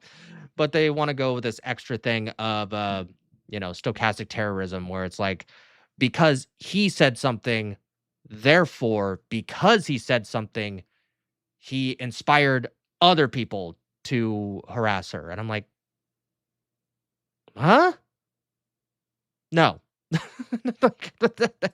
I'm sorry. I'm talking on a microphone right now. Guys, don't bother Alyssa Mercante. She isn't worth your time. Unfortunately, I have to pay attention to her every so often just because of the dumb shit she says and that she's, suing one of my friends. And I'm also in the documents, 12 frickin' pages of it. Well, wait, now 14. I always forget. 14 pages. Anyway. Oh, God. Fucking lawsuits, dude. Egregious slander without her educational background. If you're talking about Tilly, I believe she said she's a Cambridge graduate. second thought. To so casually, falsely accuse someone of is terrifying. She was too much of a coward to debate Andrew Wilson, so instead resorts to pathetic attacks and false accusations. This woman has zero credibility. I would strongly encourage any men, professionally or otherwise, to stay away from this woman, given her propensity for baseless false accusations. I also think this is a really great point. If I was a dude even mildly considering being around Tilly Middlehurst, I would, after seeing this, no longer ever want to be near her with an even 50-foot pole. 50? No. I want her miles away from me. Miles. Because you never know when something might mildly offend or trigger her, and now you're being accused of being a rapist. Now she's lobbying false accusations against you because you hurt her fifis. Or maybe you just didn't pay her. In all honesty, I think that's what Alyssa's just suing about. Her fifis were hurt. And I'm sorry. Hurting your fifis is not against the law. Smash JT has the constitutional right to be a dick.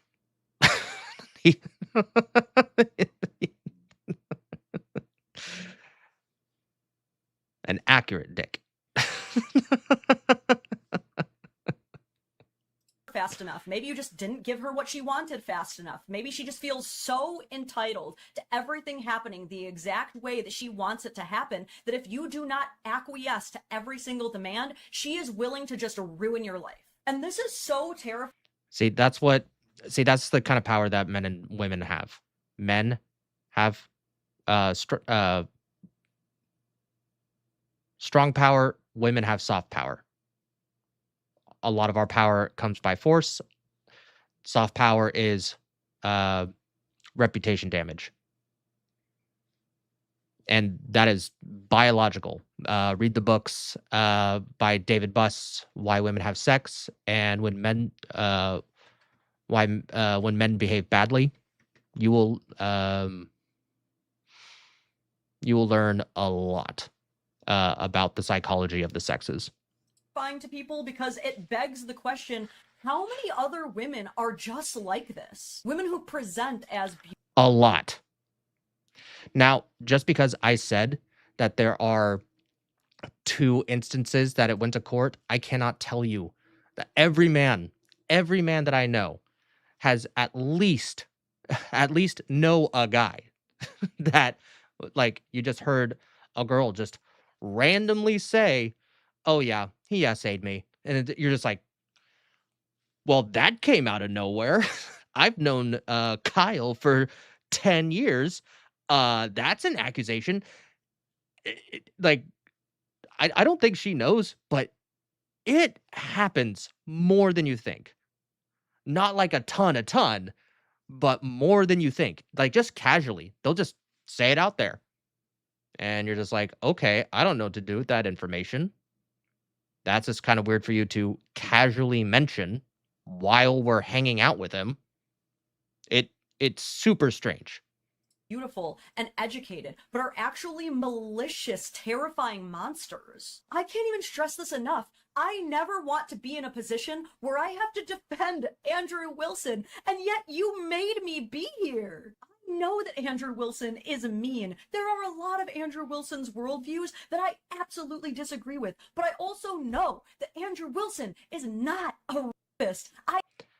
Again, Andrew Wilson has the constitutional right to be a dick. I know that Brian Atlas does not run a podcast where you need to feel physically in fear of your life. And then to conclude this tweet, he basically agrees with my working theory that she's just an entitled monster with, she was also a nightmare dealing with when we attempted to book her for a debate with Andrew Wilson. Awful attitude, total diva. And look, you're... Yeah, like, I know that the word diva gets thrown around a lot, just like toxic masculinity. Because sometimes demands are warranted, but we've seen the women that he has brought to that show who are absolute nightmares. So when he says that she was a total diva, I believe him because he has witnessed all sorts of women on that show. Or not just women, men as well. allowed to be a diva, that's fine. What you aren't allowed to do is call someone a rapist on a public platform who has never even been accused of or charged with. And maybe I should be less surprised, but I am genuinely shocked that a person with as much media training and experience and education from one of the top universities in the world, Cambridge, doesn't know that. So we know that Brian is looking into... Well, what do you think they teach her in school? That you could just say these things willy-nilly. And she also lives in the UK. And Brian and Andrew live in the United States. It would also be super expensive to do an overseas trial. Or even just suing someone overseas. Even if it went to a settlement, you would spend, God, let's see, Smash is at around a little over 70 grand for this lawsuit, and that's with a Ron Coleman discount. And it's been a year and a half. And I can imagine this playing out for 2 to 3 years if Brian and Andrew end up, taking her to court. So, and thankfully for them, they have the means to probably do something like that.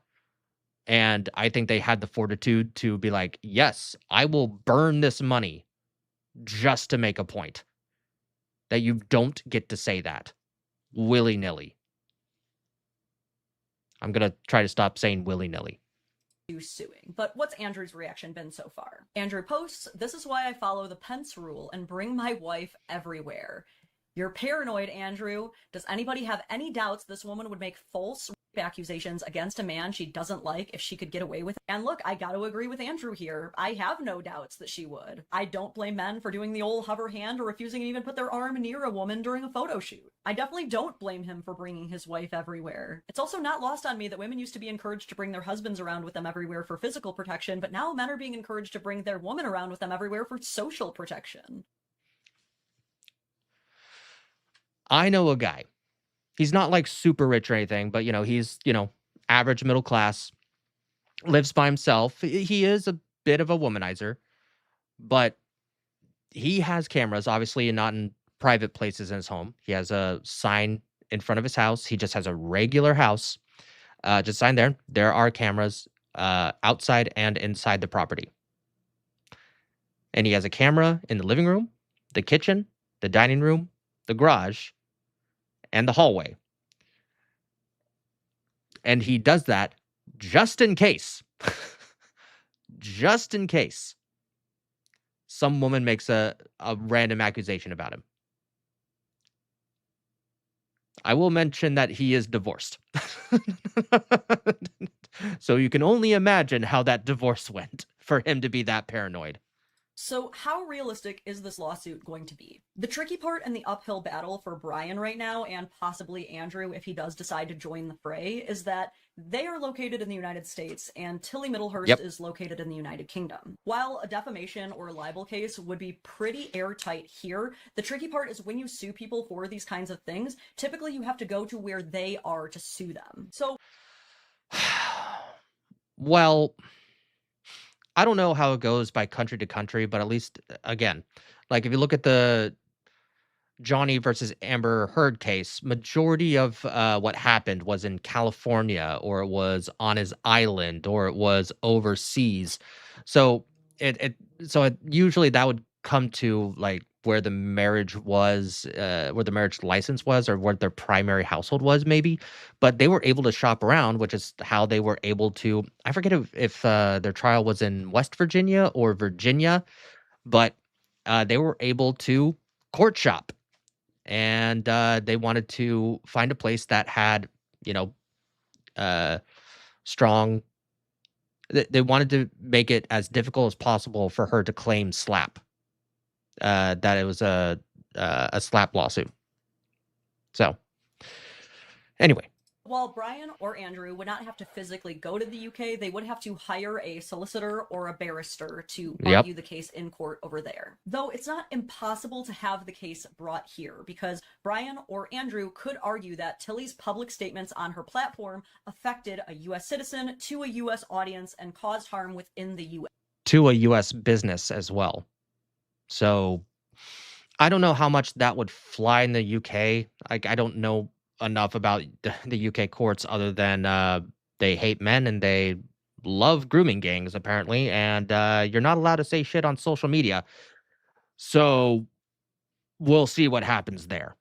Yes, which it did, in my opinion. I'm also wondering if the fact that Not So Erudite, who is a US citizen, being involved might also influence the courts to allow the case to be held here. And finally, when it comes to defamation and libel cases, you kind of have to ask yourself if the juice will be worth the squeeze. Because defamation and libel cases are incredible. This is one of the reasons why it is theorized that Alyssa Mercante isn't paying for her lawyers out of her own pocket. That's why a lot of people believe that she has a benefactor. For reasons. Many have theorized. But I will not say. Incredibly expensive and long drawn out situations that cause a lot of emotional grief more than anything. They can be incredibly stressful, anxiety ridden experiences that often cause the person suing more money than they ever end up gaining from it. Because what does Tilly Middlehurst do now that she is graduated? Her LinkedIn describes her as a speaker and influencer. Her Instagram has over 200,000 followers, which is good, but Instagram doesn't pay. What is this link to? Okay, this is her Substack page. Not too many followers. About 2,000 subscribers on her Substack too. Okay, so 2,000 subscribers on her Substack. Let's take a look here. What, it was 2,100 roughly, times, let's just say $4.99. Okay. And oh no, I didn't just do that.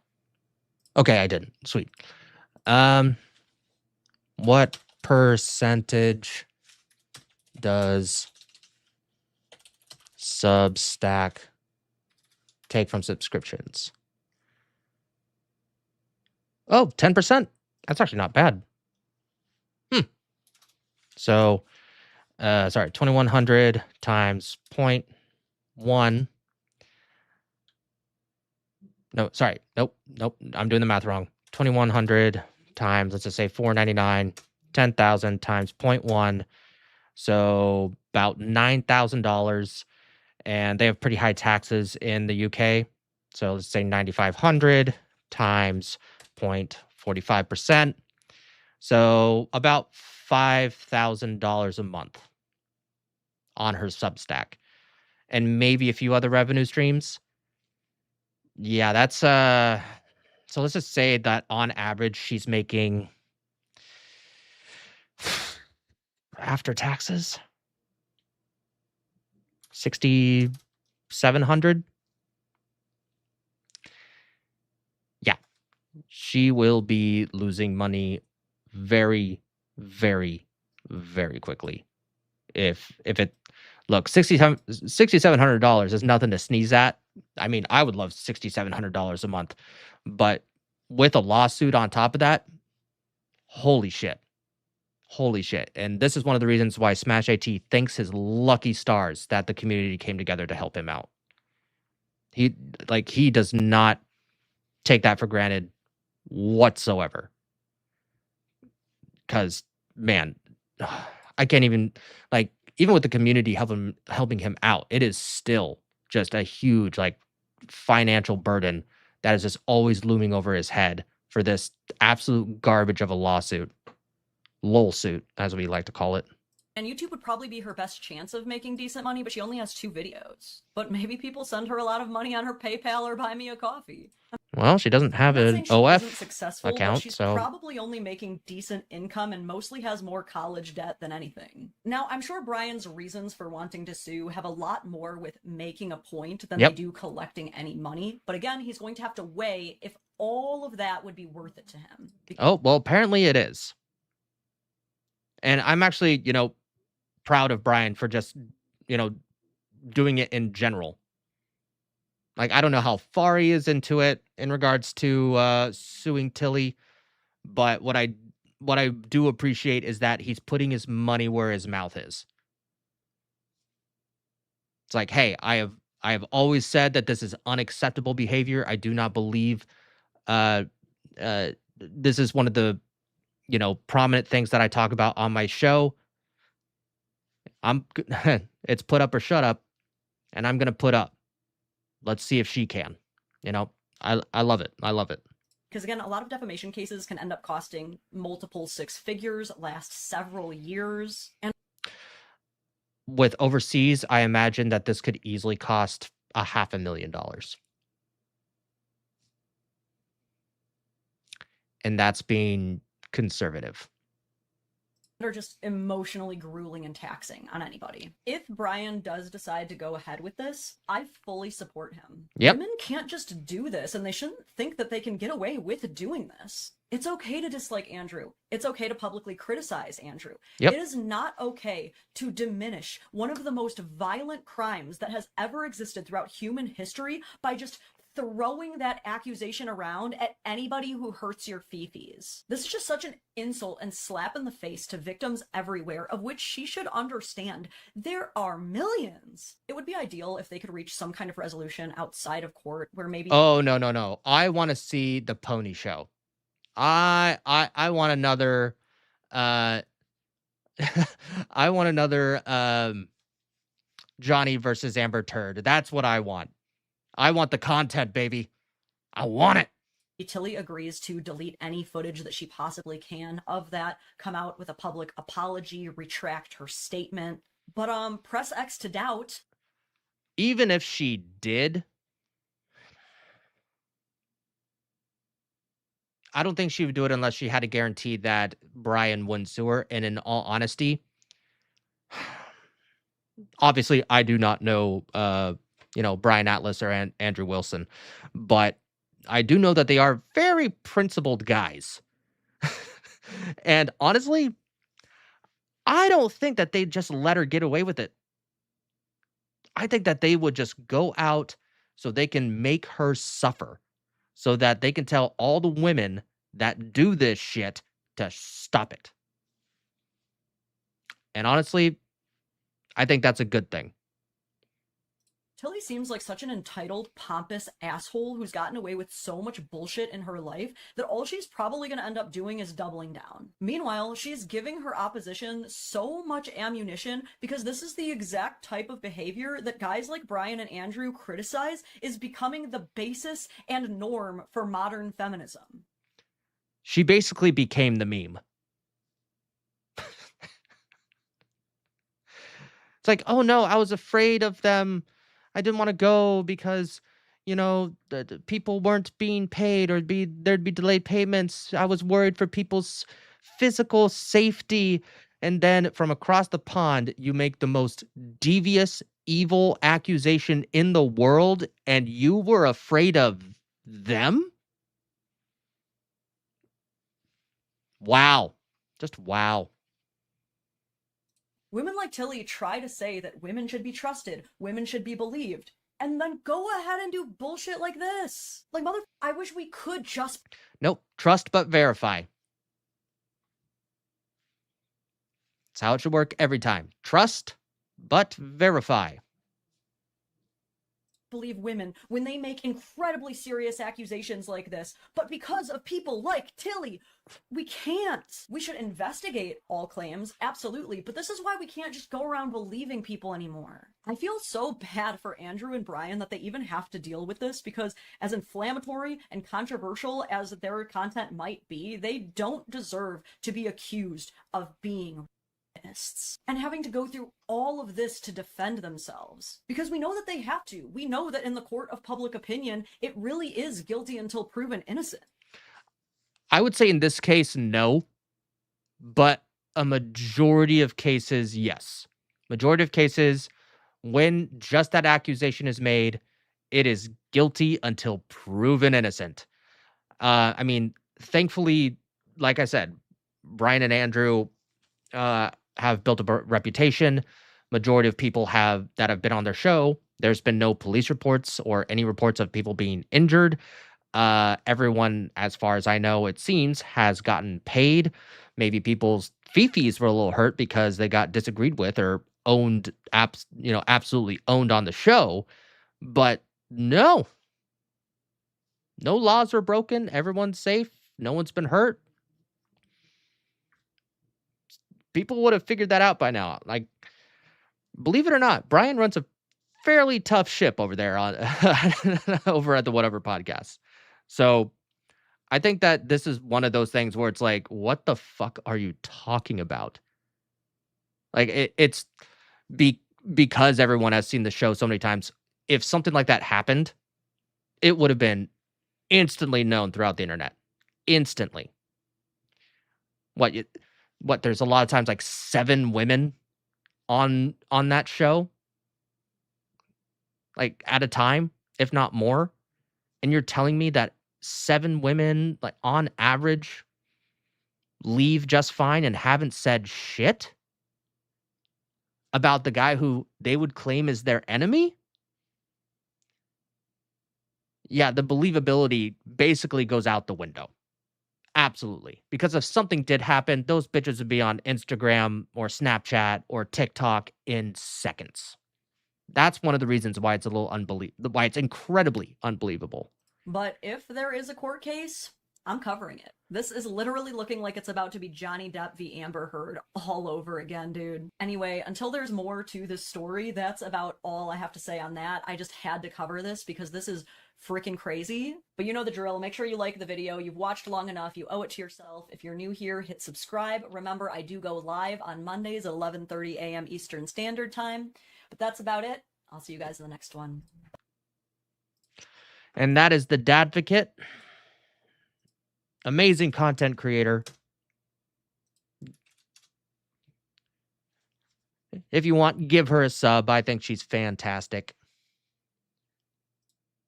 But I do want to bring out a point here. A lot of you were well, okay. See, Moostek, she's a podger. Yeah, too many crumpets. Man. Let's see here. Moose Steaks, UK, and she is crying about a lie on someone here in the US. Meanwhile, is she defending the women harmed hourly in the UK? Yeah, it literally is hourly, if not every half hour. By you know who. You know what? Let's take a look here.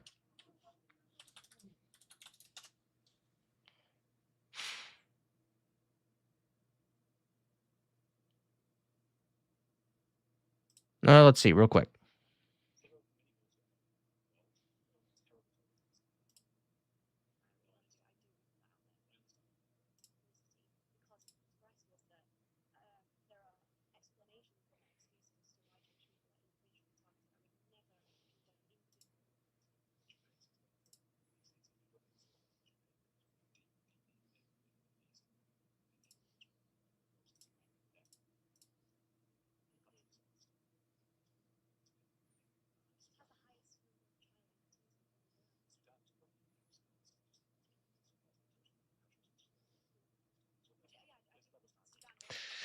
I think just with that, we've watched enough and understand where she stands.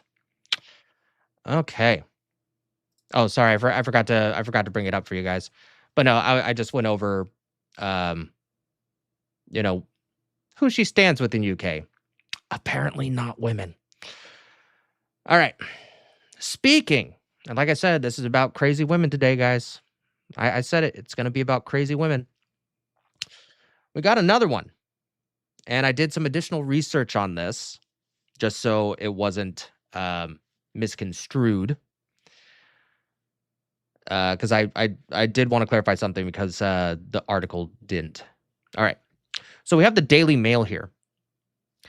And we have a woman, 24 years old, who sent intimate photos to men online for cash before blackmailing them by claiming to be a 15-year-old is spared jail. Yeah.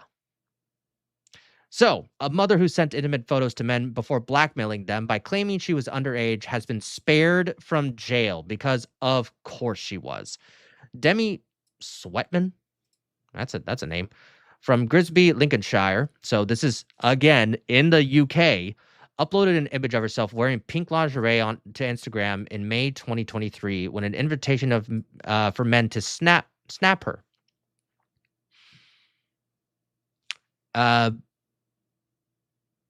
One man responded to the request, and Sweatman offered to send over spicy photos. She asked for his WhatsApp number and gave him the pictures before he asked if she wanted to meet up. Sweatman replied, "Only if I get $50, which more money was paid," a court heard. The mother of 3, wow, claimed to be a 15-year-old and then threatened to tell the man's family and friends unless he paid a further £50. Afterwards, she demanded £300. The victim protested in messages but transferred cash. Sweatman then threatened to send associates round to the victim's house unless he gave her the money. In total, he sent over £1,150. So this line here is a little misleading. So I did look this up. Like you could research this on Grok. I'll go ahead and put this in the chat so you can refer to the article. But this was the line I had to research because it was kind of vague. I'm like, did the men send the money before? Like, did they think it was a 15-year-old? And no, that is not the case. What happened was she posted on Snapchat or Instagram or whatever, and then so they sent the money. She sent more photos, did it again, and then would say, "I'm actually 15." So she would set them up to make them believe that they just sent money to a 15-year-old and then blackmailed them, even though she was 24. A mother of 3 at 24? Jesus freaking Christ. Let me guess. She's single. Yeah, this is her. Demi Sweatman. Let's see. Sweatman of Wondered Road was sentenced to 11 months in prison, suspended for 18 months at Grimsby Crown. Wait, hold on. What? A sum was $500 was paid into Sweatman's then boyfriend, Charlie Anderson, 22 account.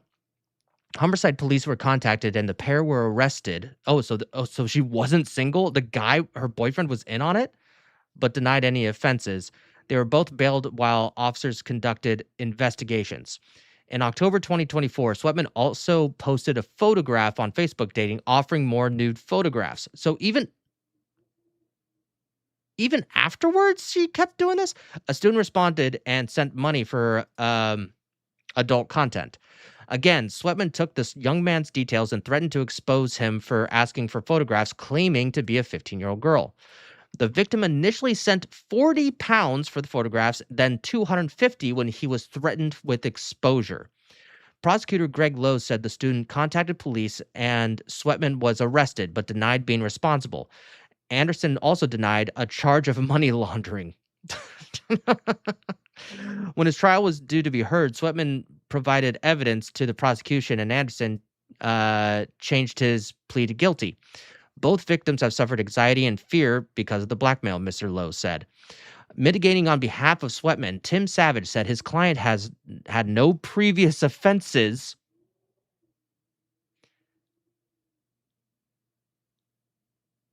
recorded against her, and she was a young mother of three. Oh God, no! Let's just blackmail a man, make him to look like a PDF file, and ransom him for money. No, it's just not that big of a deal, guys. It's all right. It's just his entire social life, work life, and entire life for the rest of his life would have been severely damaged, if not crumbled to the ground because of false allegation. I want to say allegation. I've been watching way too much Actual Justice Warrior. Let's see. Mitigating on behalf of Anderson, Maya Hansen said the couple had been volatile in a volatile relationship. Oh, I'm sure she was. Her client had traumatic upbringing, but was keen to get a job soon, and he was remorseful, she said. Judge, what? Gurdial Singh said it was clear the money had gone into Anderson's account because of the pressure the victim felt. Gonna put that there. It was disgraceful and nasty offending, he added. Judge Singh pointed out Sweatman had done the same again in October 2024 after the first blackmail in May of 2023. She has a history of doing it, but due to the evidence that she has provided against Anderson, she was entitled to no time off her sentence. The judge said, "You are both as bad as each other." He added the pair had been manipulative and deliberate in taking advantage of men. All right, good. Sweatman of Werneth Road was sentenced to 11 months in prison, suspended for 18 months at Grimsby Crown Court. I don't know what that means. Suspended for 18 months at... What does suspended mean? She was also ordered to attend 15 rehabilitation activity requirement days and carry out 100 hours of unpaid work, so community service. Anderson, formerly of Werneth Road, was given a 16-month sentence, suspended for 2... What does suspended mean? For 2 years with 100 hours of unpaid work and 10 rehabilitation activity requirement days. I'm sorry. I am on the side of, if you are accusing someone of a crime like this, and we've said it before, and you're on top of blackmailing, I'm sorry. You deserve... No. You should get the same amount of time if he would have been convicted. We need to make these laws available. If you are falsely accusing someone of something, then and it's true, you are found guilty, then you need to go to prison for the same amount of time as the accusation that you gave to a man. I'm sorry. Why they don't do that? I already know why they don't do that. The reason why they don't do that is because even though women can lie about this, the reason that prosecutors do not like charging them with perjury or wasting a police officer's investigation, essentially, is only for one reason. It's so hold on, let me word this. It's so that anyone else who speaks up about going through being graped by a farmer, so it's easy for them to come forward when something really does happen. But the thing is, that's not equality. The equality that feminists keep fighting for is like, no, if you commit a crime, then you go to prison. I do not understand why our system still works this way. It makes my blood fucking boil.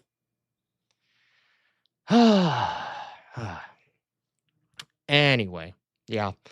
Bad as each other. Bad as each other. Oh, and remember when I said that there's women who false accuse for less? Well, how about we meet Lauren Evans? This is Lauren Evans. Hold on here. Lauren Evans, 34, said she was stopped while driving by a plainclothes officer in an unmarked car. She falsely claimed her attacker's name was Watson. Innocent PC Alex Watson, who had never met Evans, was arrested the next day in front of his wife and children as they arrived home from a wedding. By chance, he had been driving an unmarked car in the area, and when fellow Met Cop Evans claimed she was attacked. PC Watson was carted off in handcuffs and spent 23 hours in custody before detectives worked out Evans concocted the story. In a statement, he said, "To make up an allegation of this nature, I find disgraceful. I was treated like a violent criminal." He said he and his wife, who together clocked up 30 years in the Met, felt betrayed and let down by the organization. So his wife also works for the police department.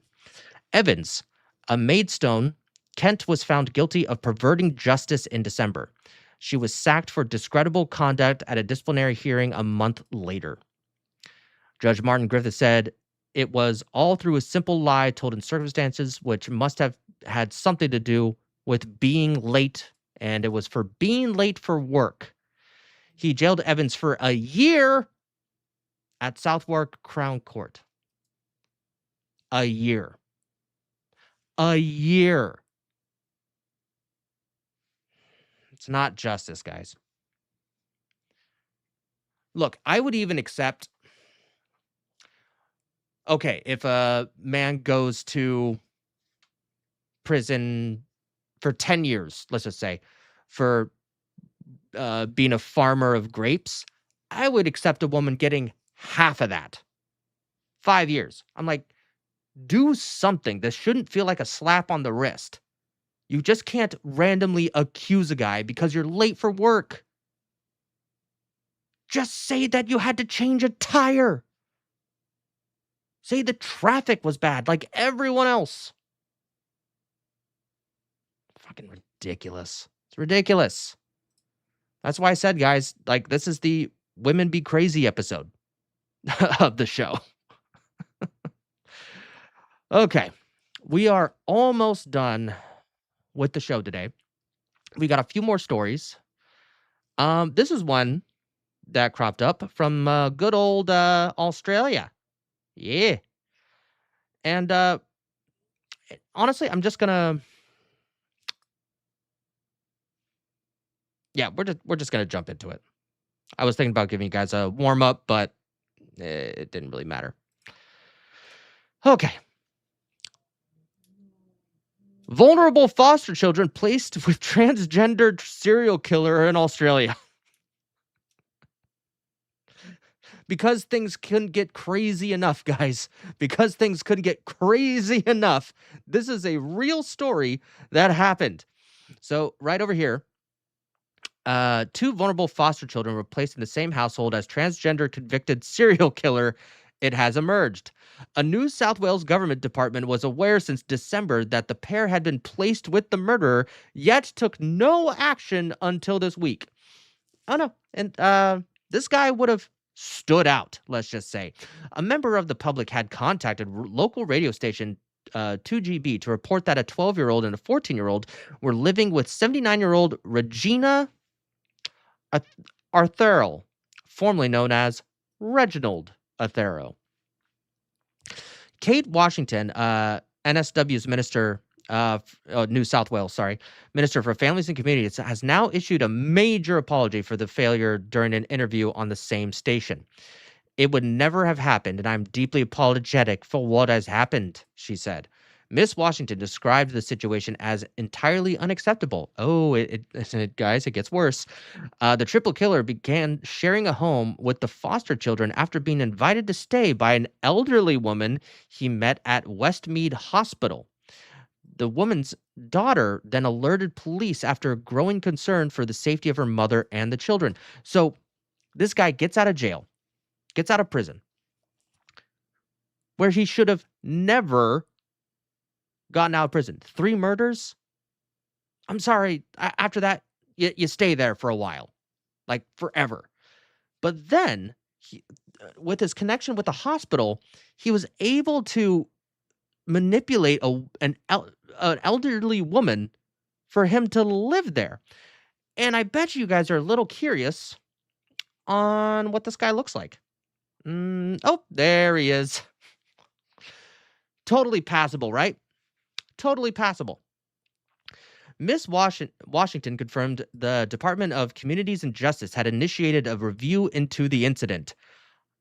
I do not understand how this was missed. Here's what I think happened. Just putting my tinfoil, conspiracy theory hat on. I should really get a conspiracy theory hat at some point.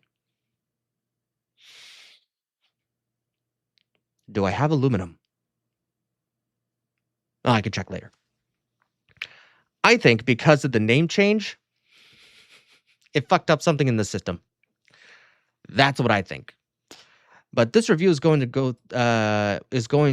through the whole timeline, she said. Who knew about what, when, and who made what decisions when. Othello is no longer living with the children, the minister confirmed. When asked if she had witnessed a failure of this magnitude before, Miss Washington replied, "No, I haven't. I could not have been more shocked and horrified. Othello was convicted of murdering a former partner in 1995, having beaten her in the back of the head with a piece of wood." And we have a video. We've received a tip-off about the triple murderer Reginald Arthurall. This sick bastard killed his stepfather with a carving knife, he robbed and killed a teenager, and he murdered his own fiancée with a piece of wood. He was released in 2020 after a 24-year jail sentence. Now, we warned at the time he should never have been let out. And sure enough, about a year after he was let out, we were contacted by a member of the trans community to say that they had been asked by corrective services to assist with Reginald Arthurall's transition. A member of the trans community assisted. Oh, assisted a serial killer. How thoughtful of them. Do you guys seem to see a pattern here when it comes to these trans ideological freaks? I'm sorry, I'm going to say it that way. Into life in the real world. And Reginald, by the way, had now become Regina. Now, we've been contacted by a woman in Sydney. We're going to call her Tina. She says, "I need help. My mother is living with the serial killer, Reginald Arthurall. He's brainwashed my mum into going into business with him and using her superannuation in a matter of weeks." Oh, and the business? The business? Holy shit. We've asked police why nobody has done any checks, but they're yet to give us an answer. Tina is on the line right now. Hi. So this is your mother who's got Arthurall living with her? That's correct. How did this happen? Well, this is what I would also like to know. So this information about Reginald Arthurall came to my attention from my mother probably in about October, September last year. She told me that Reginald owned a saddlery business and was in business with Dwight Yoakam, the country and western singer from America. So she told me that he made clothing and he was a client. After 24 years of prison, he all of a sudden became a fashion designer. Huh. What a coinky-dink.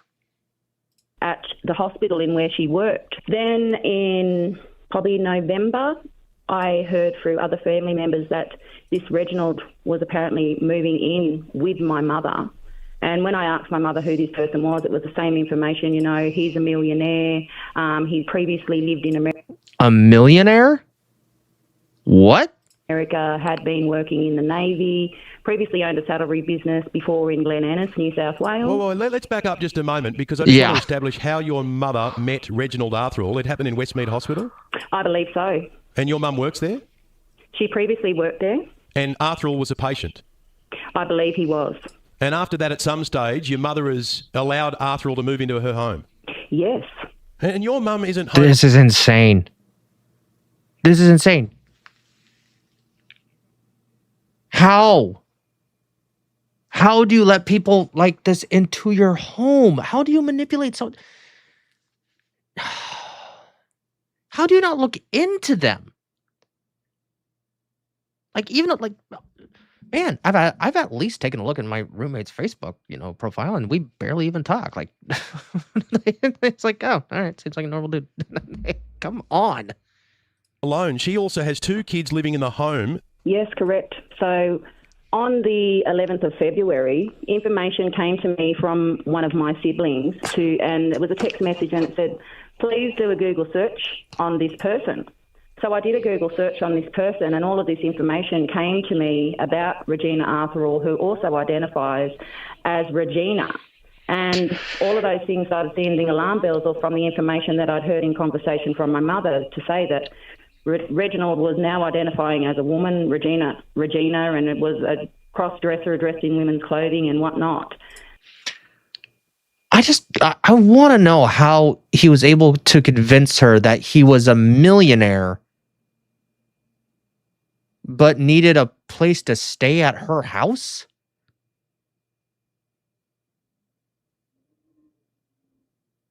Yeah, that doesn't make any fucking sense. Now, the information that I found on Google told me that he was a serial killer, and one of his victims was actually a Quinn lady from Coonabarabran who actually happens to be related to my mother. My great-grandmother is a Quinn, and my mother was born in Coonabarabran. You're telling me that your mum is related to one of the victims? I believe so. Wow. That makes me wonder if she was targeted.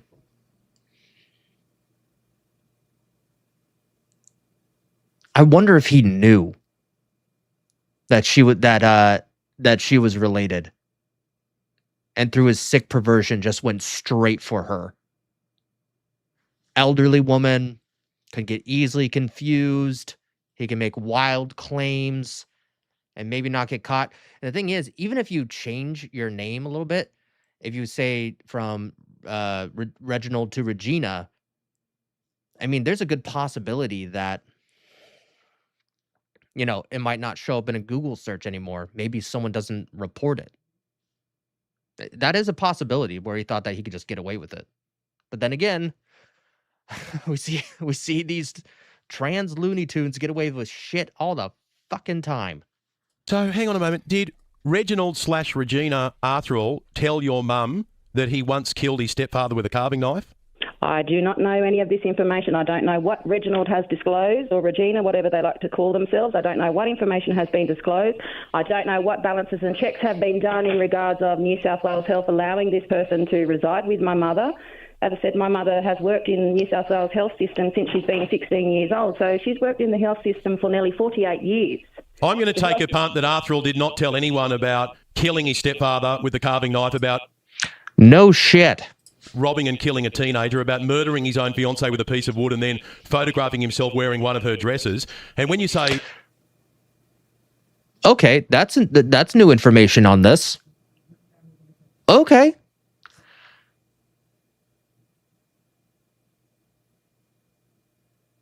So, Buffalo Bill type, huh? Wait a minute. He was arrested and charged and went to prison in 1995. Silence of the Lambs. 1991 film. I'm just saying. Might have been inspired. You don't know whether New South Wales Health knew about this. We're guessing that your mum made this call to invite Arthur to come over and stay at her place on her own will. She wasn't consulting the hospital or anything about it, presumably. And that's what I said. Look, I understand if she has made that choice on her own, but also in that regards, if this person is supposed to be under community correction orders where they're supposed to be supervised in the community, what are the details of those orders and who is actually making sure that those orders are being followed? Because from what I know, the person is currently residing in a house with an elderly lady who's currently vulnerable and is within 100 metres of 2 public schools. Holy hell. I've been in contact with the New South Wales Police and New South Wales Department of Corrective Services since the 12th of February about these issues. My last encounter was with Parramatta Corrective Services, Tuesday just gone, when I questioned them about who is the department in New South Wales who currently looks after these people and goes and makes sure, you know, that they're adhering to all of their orders. They hung up on me. Let me ask.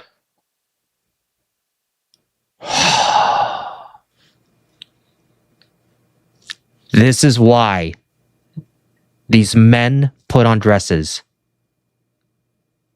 This is why.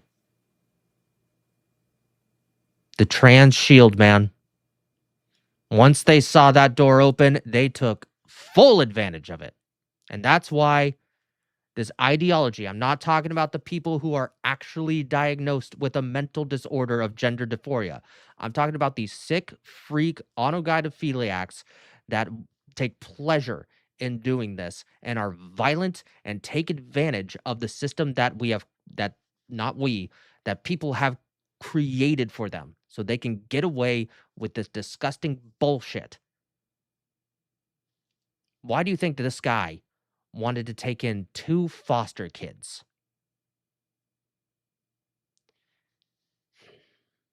Doesn't take a fucking genius to figure that one out. Ask you about your call to police. What happened when you called Blacktown Police?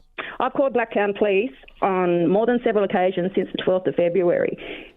So on the 11th of February, my brother went over to my mother's residence and said what his concerns were about her residing with this person. The police were called. The police attended the residence of my mother's and removed my brother, took him to Blacktown Police Station, held him in custody over there for 6 hours, released him and gave him a court attendance notice to attend court next month. And you've told the system, if we can call it... What? Hold on. Let me hear that again. Were called.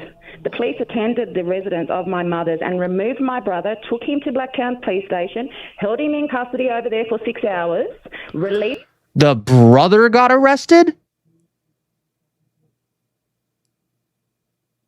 This is the fuck up of the goddamn century.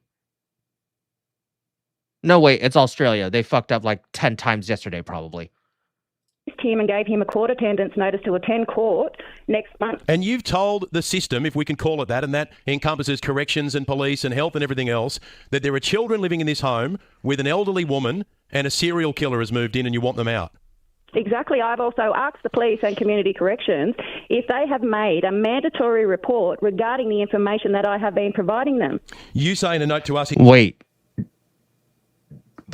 Was she calling and they just weren't writing it down? He's been brainwashing my mother in going into business with him and using her superannuation. Yes, well, my mother is about to receive her superannuation in coming weeks, so she has... Wait, superannuation? I'm guessing that's a superannuation? Let's see here.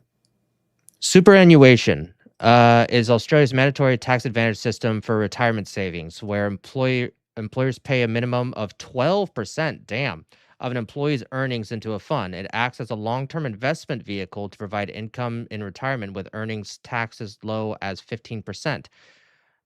Key benefits include lower taxes, compound growth, and insurance. Interesting.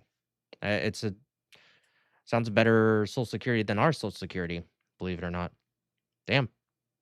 So this guy was ready to take advantage of that. Absolutely ready to take advantage of that. recently retired, and she is under the pretense that she is going into a saddlery business with this person as they are awaiting for their mother's estate to be settled. And what, has your mum become fond of Regina/Reginald or something like that? Why is she allowing Arthur to stay in her home? I do not know any of this information. I have asked her, my family members have asked her, we've questioned her several times, and she just seems to be of the thing that she doesn't care what we say. She is under the thing that this person has changed. So this is one of the bummers of, and I say bummer because when you work in the care industry, because I have worked in the care industry, there is a preponderance of people that work in the care industry to empathize a lot more than other people.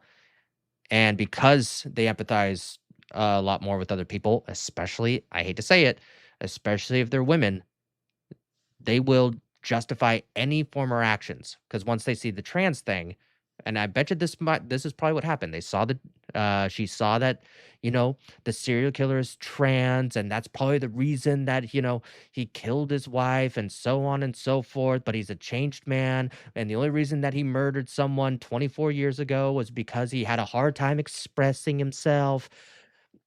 Because when you're taking care of people with mental disabilities, like I did, you do get an extra sense of care when you go through that. So when you're in that industry, so it's easier to manipulate people that are in the care industry. It's just a fact.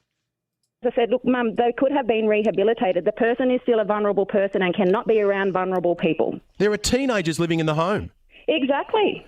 We will do everything we can to get this sorted straight away. Reginald Arthurall needs to be removed from that home immediately. So you leave it with us and we'll have an update as soon as we can. Can you believe that? Imagine that was your mum. This is what the parole authority is now telling us. Reginald Arthurall is not on parole. He's completed his sentence, and once the sentence is completed, the parole order is over. As far as we're aware, Reginald remains on an extended supervision order, and that is under corrective services. We've contacted corrective services. They say they're looking into this as a priority. And police have contacted 2GB Breakfast wanting to... How many fucking departments do you fucking have, Australia? Jesus Christ. ...the address of where Reginald Arthurall is currently living. Joining us on the line, the victim's advocate, Howard Brown. G'day, Ben. How are you? I'm trying to work out what the hell is going on here. Well, someone at Community Corrections has stuffed up big time, mate, because there is no way in the world that Arthurall, I can confirm he's no longer on parole. He is the subject of an extended supervision order. But as part of the terms of that extended supervision order, he's not allowed to be with children under the age of 16 unsupervised. He's not supposed to be living within close proximity to schools. And there's two straight breaches that we can see, apparently right now. Yeah, there are teenagers living in the home. You've got... Wait, they're still there? Oh, Australia.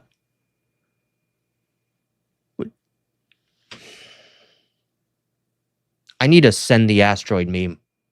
I need to send the asteroid. They're all living there as well. The woman's son has gone there to try and remove him, but the mum has said, oh, no, I'm helping him/her out because she now calls herself Regina. I mean, we did warn when all of this unfolded years ago when the release was happening that this was going to cause trouble. Oh, look, and this case is one of those questions about the too hard basket. Community Corrections are desperate to place him somewhere, and they're doing so without full exposure to the potential victim here.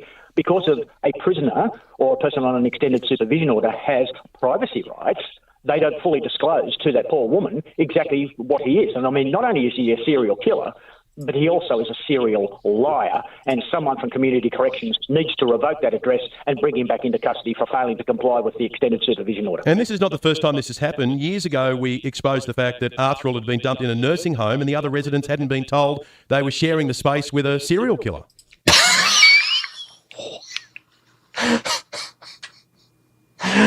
What the fuck?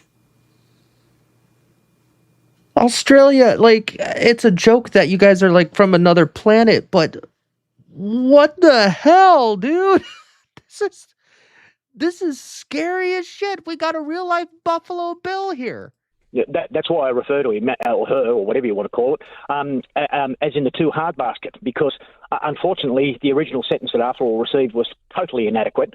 And as far as I'm concerned, he should never have been granted an extended supervision order. He should have always been placed on a continuing detention order because he cannot adapt to community life and he's putting the community at risk. We appreciate your time as always, Howard, and your advocacy on behalf of so many victims and their families. Thank you so much. Holy shit. Look, I didn't look too far into this story before I put it on, and I'm just like, what? Wait, it's still happening? The kids are still there? This is an absolute failure. What? Oh, God, someone say something. Someone say something. I'm a little flabbergasted, guys. I'm a little flabbergasted. Holy shit. Not what I expected. Not what I expected whatsoever.